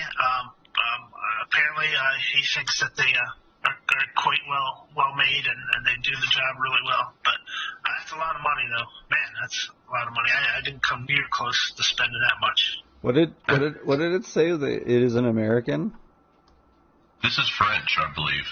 French Well, company. I have it in Canadian. It's $11,000 to fully get it priced out. I think I did mine with everything. It was $10,300 in U.S. dollar. But yeah, that's a Pro Sim U, and like you said, is that a good price? Probably not. But they do say sold out. Yeah, it's a lot of money. But if you have it and you're looking for a really nice platform system, you might want to check it out. Their cockpit, the 8020 without the motion, I think that's a good value for what you're buying. It looks really nice. Well built, too. Is it really worth? Is it really worth the? What is it worth? It's still like $1,100. Yeah, that's pretty for a non-motion rig. That's pretty expensive for an 8020, isn't it? Yeah, maybe. And then what would be shipping? Coming from Europe.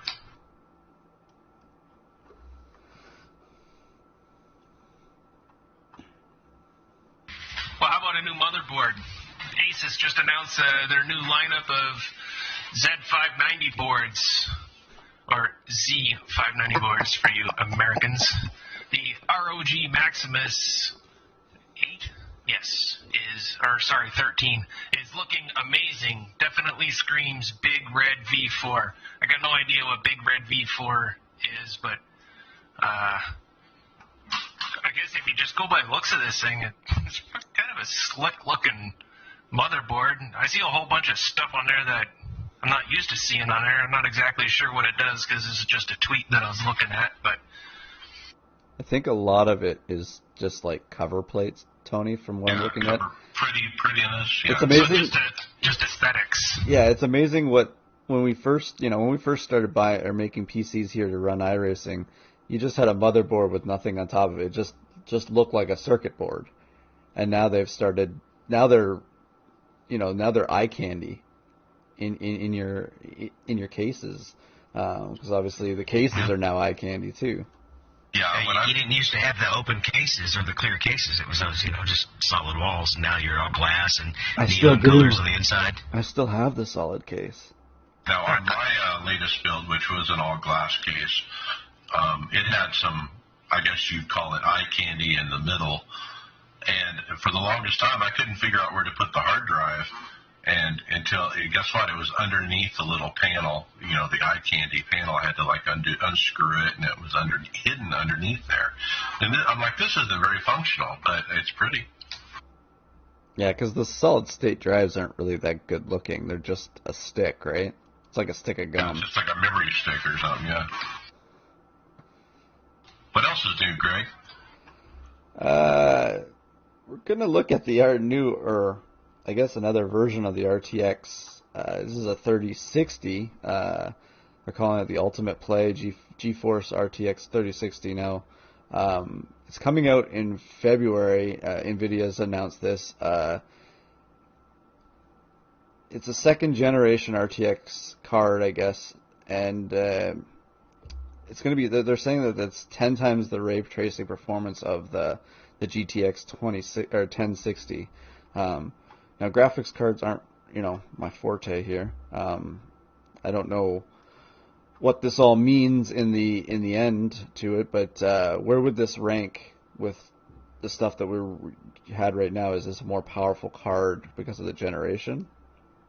I think this is like a $400 card, so it's just at that price point. If you don't want to spend more, probably a good middle of the road. This might be a good entry level triple monitor kind of card. I wonder if this is one of those ones that'll say VR ready too type thing. Right, I'm sure you could run VR off of this, yeah. But at a nice price point, $400, if you want to spend a little more, there's cards around $700. Like I had the 2070 Super, that was $700 when I bought it a year ago. Now, I on this topic, I don't know if you guys. I don't know any of you guys that run. Mike, do you run an RTX card? 2070 Super. Okay. I got an RTX 2060, I believe, in my laptop, and the ray tracing stuff it's definitely a different thing when you're seeing ray tracing and stuff like that for certain games and things like that. So these cards definitely are starting to get really evolved, and that's the first time I've experienced an RTX card. It was the one on my laptop.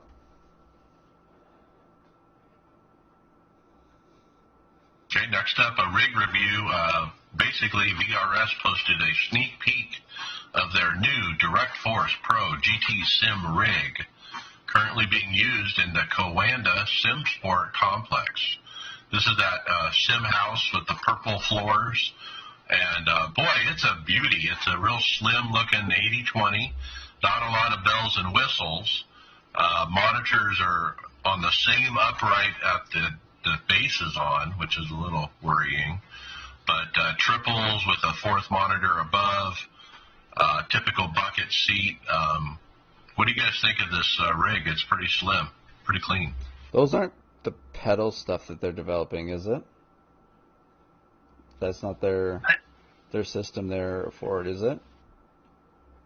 It's just the rig. Know. It's just the rig that's the VRS stuff because there's nothing else on it. Yeah, the rig is VRS. Yeah.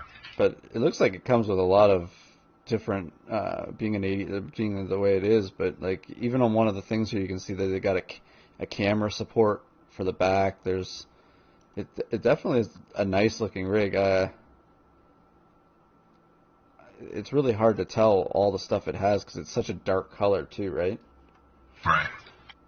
Very small footprint. I'm wondering where the PC is. It's got to be right behind the center monitor, I'm guessing. But you get a shot of the purple room, and there's actually at least 3 rigs in this room, just kind of spaced out, around the room. Pretty cool. I was gonna say it's a very sterile looking room.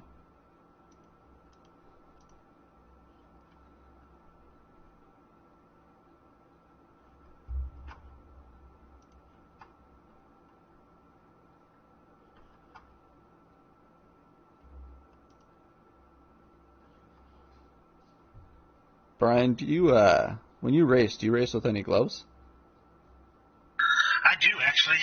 I have a set of Alpine Stars karting gloves, and they're pretty decent. But there's actually a company called Freem Gloves, F-R-E-E-M gloves, and they're made specifically for sim racing. They have touchscreen inserts, so the index finger and the thumb can be used on like a mobile device, which I do miss while I'm racing. If I have my gloves on, it doesn't work with my phone. So they're a nice breathable fabric, and they have easy ultra grips on the palms for gripping your wheels. So it's a nice looking glove made specifically for sim racing. It's definitely a different type of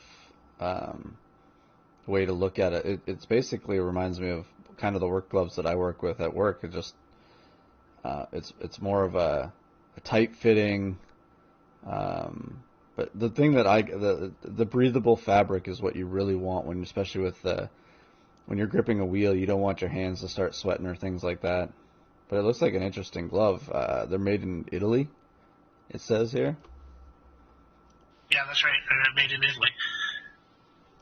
That's exactly what they remind me of, Greg, is work gloves. I use the tight-fitting, grippy gloves at work as well. And if that's what these are, which they probably are very similar, obviously much nicer material and a lot more innovation than the ones that I use, but I find them extremely, extremely comfortable. Yeah, I believe my work gloves at work is like a Fastenal brand of work gloves. But yeah, I think this would be, obviously trying to get it shipped over from Italy would be a little bit expensive, but I don't know. They're nice. I wonder trying to see if they have different color combinations here. Freem, Freem -simracing.com.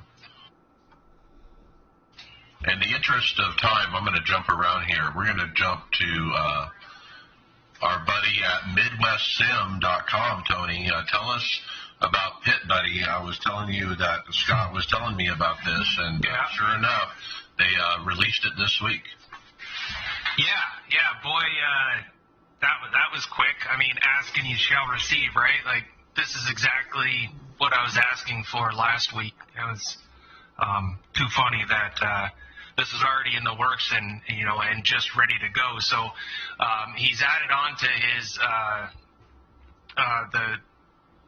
the pit lights, and he's put a middle section in there to go for, well, it's going to work best for your middle monitor, and it's going to show you all your pit stop lights, what you have turned on and what you have turned off, and it works directly with iRacing. So you got your tires and fuel or your quick repair. If you have those checked on or checked off, this box is going to show that to you, so you don't have to, fumble and cycle through your black boxes to make sure you have everything set, or just to, like, oh, did I do that? Well, Pit Buddy is going to tell you that. So those are, you pair that up with the two spotter lights, and there's your 3-monitor setup that I was really hoping to see, and bam, here it is. And I believe they don't release until January 27th, but you can get your pre-orders in, and you bet your bottom dollar that I've got mine in. I just did that today. Last week when we were talking about this, Lisa was waiting for me as I was walking up the stairs coming out after we recorded, and she's just shaking it, just nodding her head up and down. And I'm like, oh, you heard that, did you? She's like, yep. I warned you beforehand. Yeah. Oh, yeah. I'm like, it's going to be like, well over $100 for us silly Canadians. She's like, and so here we go. Just waiting for them to get shipped out now. So the Pit Buddy Pro, $40. The regular Pit Buddy, $25. Boy, it's affordable too.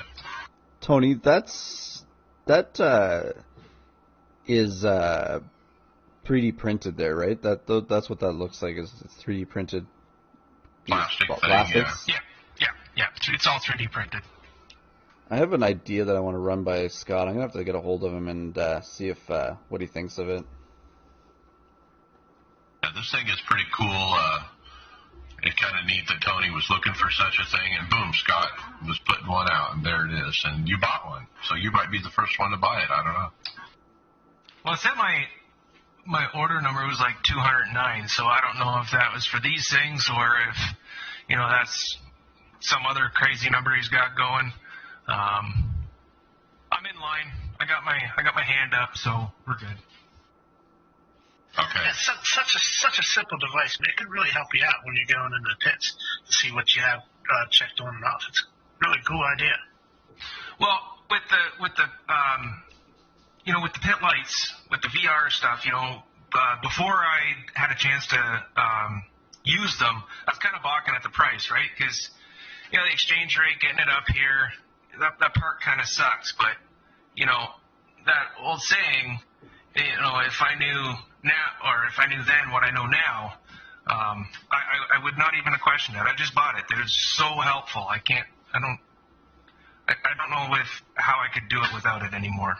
Tony, just wait till Saturday's race there, the 24-hour race. You'll definitely really appreciate them more there.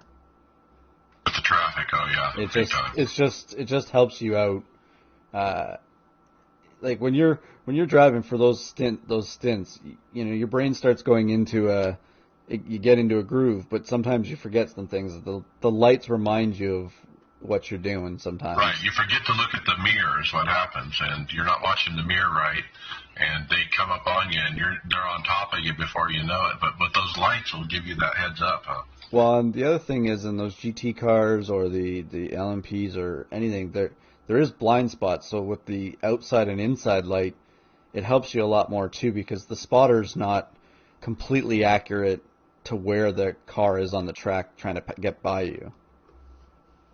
Now, I run my own version of that, which is the Joel Real Timing, JRT. They have a visual spotter that I run on my center monitor, and it kind of does the same thing, but I find it very valuable in these kind of races.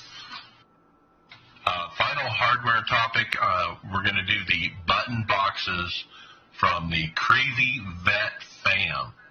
And this guy's a 100% disabled veteran.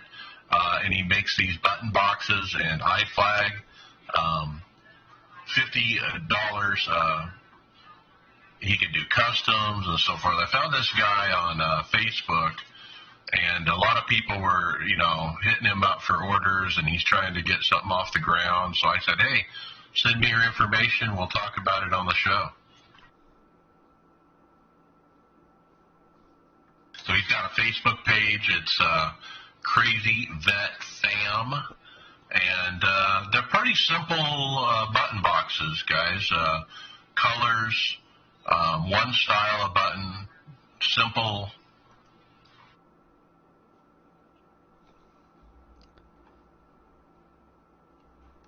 Definitely, another option out there for anybody to be able to get. It's always nice to have options for what you can get. Do we have prices? I believe it was 50. What, Brian? When we wrote this, I'm not sure if it was 50 or 60 with shipping. Oh, it's 50 for the box, 60 for the flag. That's what it is. That's right. And so the iFlag, he's got a square with a bunch of LEDs on it, and I guess it goes yellow when there's a yellow flag kind of thing.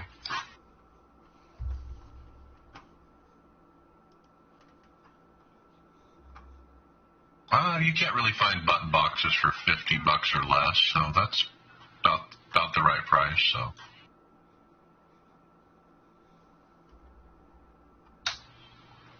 Okay, let's talk results next. Looks like NIS. no NIS. Looks like the first thing we had was you ran a little bit of IMSA.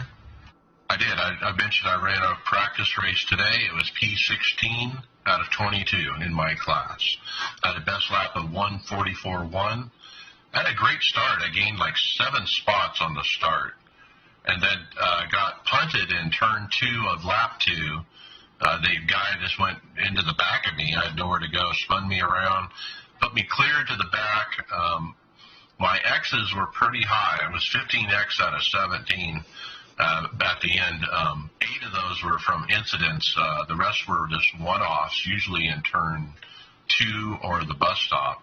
But I think I'll be okay with the 1X's. I didn't have a lot of them, but yeah, like I said, that kind of race is invaluable practice.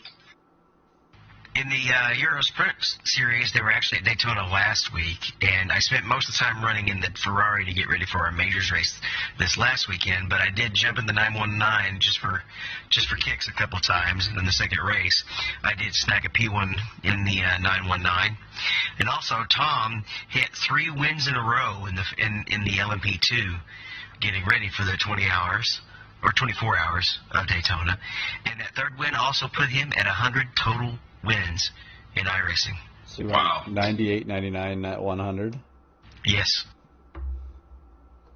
Well, I think you guys are positioned to be a winning car, I hope, David. I mean, you got quite a lineup, with Richie Hearn and Tom Dreiling and David Hall.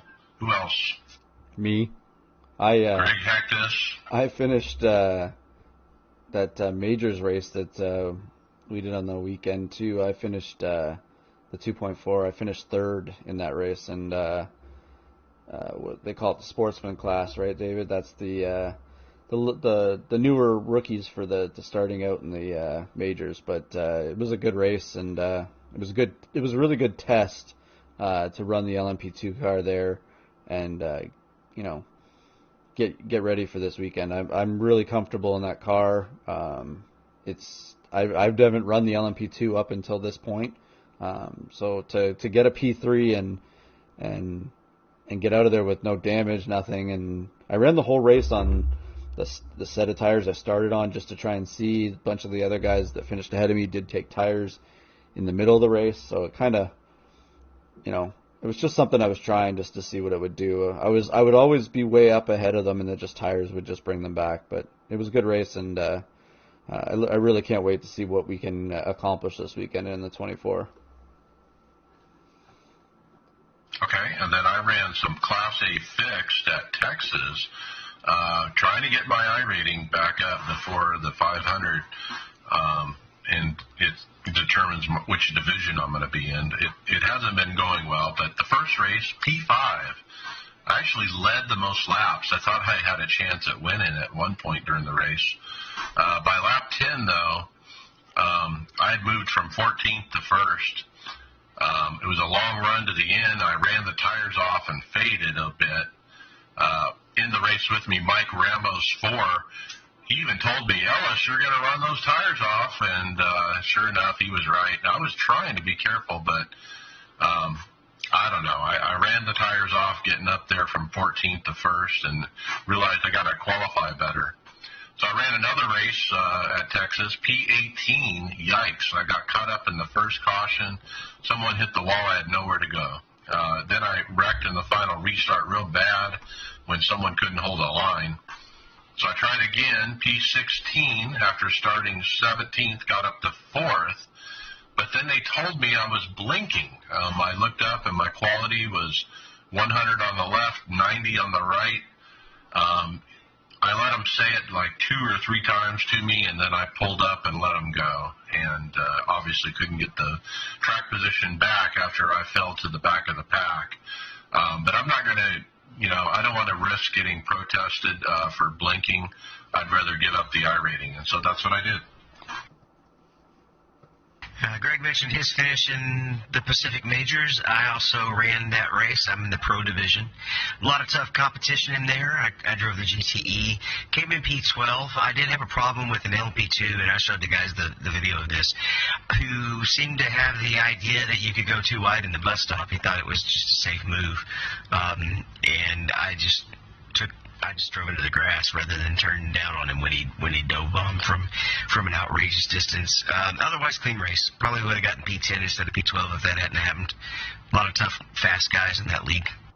Anyone listening to what David's saying there, the bus stop is not a racing area. It's you pass before the bus stop or you wait till you're out of the bus stop. Don't try doing it in. That is one of the easiest places to put it into a tire barrier too. The tire barrier there that's on the outside, that'll destroy your car and that'll destroy your race. Yeah, if you're one of the faster classes and you can't be beside that car before the 2 marker, not really the caution light, but before the 2 marker, if you can't be beside him by then, don't do it. If you are beside him by then it's also, they're going to be a little miffed, but they should brake a little early, and they have enough time to brake a little early. But if you can't be beside them before you get to the 2 marker, it's too late, and you will cause a wreck. Okay. I ran some random hosted stuff, which I love to do. First one was Pro 2 Trucks at Phoenix Rally Track. I started 14th and finished P3. It was a ton of fun. That Pro 2 truck around the rally track, especially if you took the Joker, because with the Joker you can really bypass most of the dirt, and that truck is just super fast on the pavement. But I had a great time with that one. Then I tried trucks at Talladega. And I got to tell you, people, if you host a race at Trucks at Talladega or something similar, you got to have cautions off. This guy had cautions on. I gave up by lap 11 because every time we'd go green, someone else would wreck. And so it's just a total caution fest. And so don't do that. I also ran Pro Mazda at Michigan. Again, so much fun, but got wrecked by fools. If we could just get a good group that wasn't, wrecking, it would be gold. I mean, the Pro Mazdas at Michigan, you can be 7, 8 wide, realistically, and like running a huge pack. And Boy, I just love that Pro Mazda at Michigan. That's so much fun. Mike, did you miss Legends this week? I didn't see you come on Monday night. I did. I was kind of feeling ill on Monday. I actually skipped the Winter League Legends. But we both did make the Wednesday race in the Cup car. You had a P16. Chicago, yes. Not a bad run going. I was like right behind you when we pitted, and actually caught up to you getting into pit road when you were further up from me. But I slid through my stall like bad. I had to back up, and then I had to go to the right. And by the time I got back on the track, I think David was like 15 seconds ahead of me. And that's how much I had lost just from sliding through pit road. There was one caution early, like lap 3, and then it was green the rest of the race. But yeah, I just couldn't recover from that. Yep, I came in P11. I don't think I was going to catch the P10 guy, but it was clean and green, and there's a lot of fast guys in that race. So P11 with that competition is a good finish. I'm still I fell to P5 without drop week, and I'm still sitting P7 with the drop week kicking in. But from P5 to P8 is all within like 1 point of each other. And what's the old guy, James Hickson? He announced his iRacing retirement during the race. He's 78, I believe. Yeah, he thanked the group for letting him run with him, and he's announced that he's just feels like he's not keeping pace. I tried to actually tell him about the OBRL, but I don't know if you caught the messages or not. But yeah, racing at 78, he's just decided that if it's not a super speedway, he may not want to run it anymore because he's just not keeping up. And I'm able to keep up pretty well with Hermie Sadler. He seems to be running around me in these races a lot. He's better on the older tires, but on the newer tires, I can keep pace with him for sure. It seems like you're with the other brother, David. You've been running around Elliott a lot, but he's still faster, right?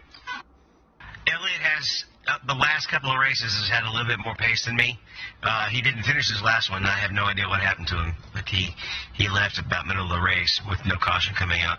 And it could have been just a family emergency. We never went back to look at the replay. So speaking of OBRL, Brian Rockingham, P6. Yeah, so Monday Night ARCA, we were at Rockingham.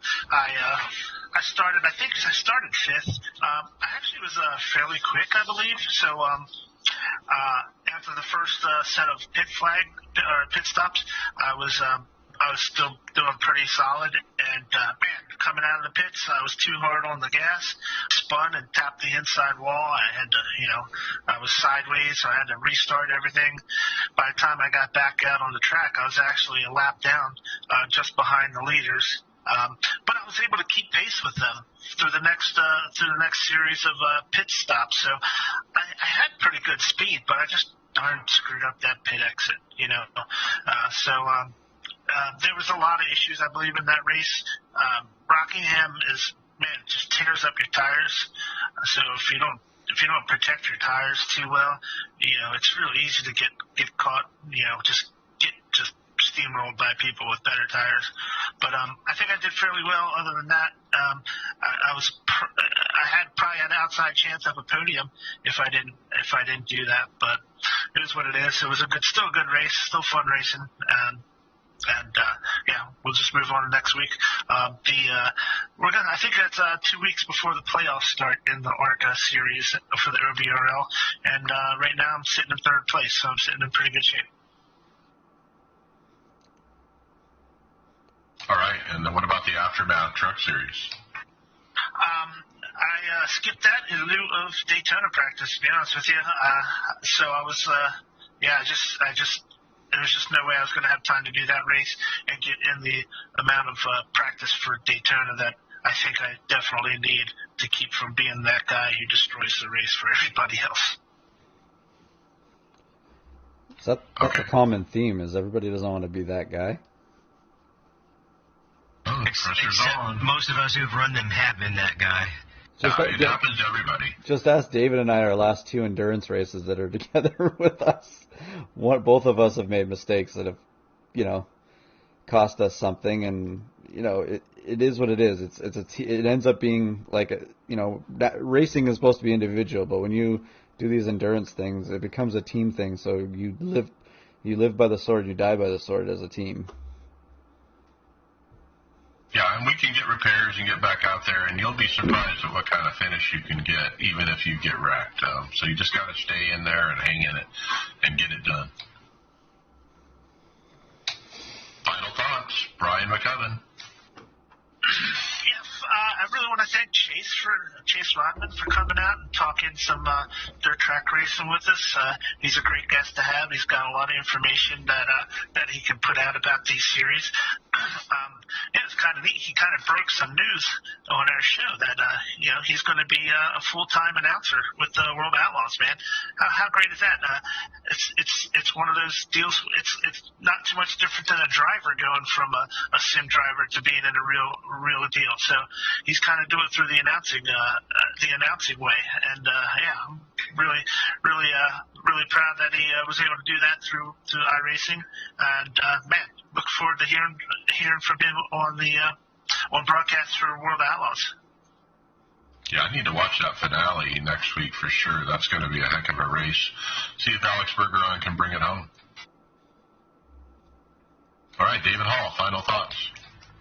So I bought the 217 finally. I've been excited that they've had it because it's made IMSA racing better with all three classes being pretty active. But I had just continued to run the Ferrari because I was pretty loyal to that car. I've already learned it. I ran several IMSA races, and the first time I ran it, I didn't understand the settings on traction control, and my wheel had actually flipped it off of what Richie's set had and put it at like super unsensitive. So I was spinning out every time in the horseshoe. It was awful. Once I found out what that should actually be set to, and had to set it by my wheel, not just loading the set. The rest of the races went pretty successful. So the goal is to just try to stay in your head, not be over aggressive, and again, it's a 24-hour race, so you don't have to really be aggressive any time with the slower classes. Just there's plenty of straights to pass them on. You may lose a little time, but over 24 hours, it'll balance out. Whereas over 1 hour, it doesn't balance out. So I will definitely try to sit back and just be as patient as possible. And I'm opening the race up for the team. I set the whole schedule up. Tom gets to drive us into sunset, and then I'll take the big first night stint. Then basically me, Tom, and Greg will be running the early race part of the race, and then Richie and Chris and Michael will be finishing it off for us. And we'll see how it goes. It's actually a pretty stellar team. Yeah, I think you guys have a great shot at a win. So get it. Greg Hectus, final thoughts. Like David said, I'm getting pretty excited to do this race this weekend. That actually not racing that LMP2 car up until now, I kind of missed out on what kind of car it was. It definitely. I know David likes the LMP1 and he's got the hybrid and stuff, but it's such a nice car to just drive without the hybrid system, but also be the really quick car around the track. Like, it's nice to. I'm glad we're going to be able to fight for the overall win, which is nice to try and go for the 24-hour. But yeah, I'm going to do after the podcast here. I'm going to do a couple laps, try out we got another set here that I'm just trying to get some feedback on to try and make sure some speed out of it and go from there. But I look forward to seeing how we all do, because it's the most participation I think Team Tifosi has had in a 24-hour race as a whole team, split between two teams. Yep, and I'm going to be in the slower GTE car, so not going for the overall win, which is kind of a first for me. I don't, maybe not a first, but I'm usually in the faster car working for overall win. But yeah, I got to watch that traffic. Tony Groves, final thoughts. Oh, well, everyone, don't forget to check out the Aftermath podcast. We recorded one last Saturday. We had a lot of fun with that one. A lot of back and forth, and Tony's great debate. That was a good one.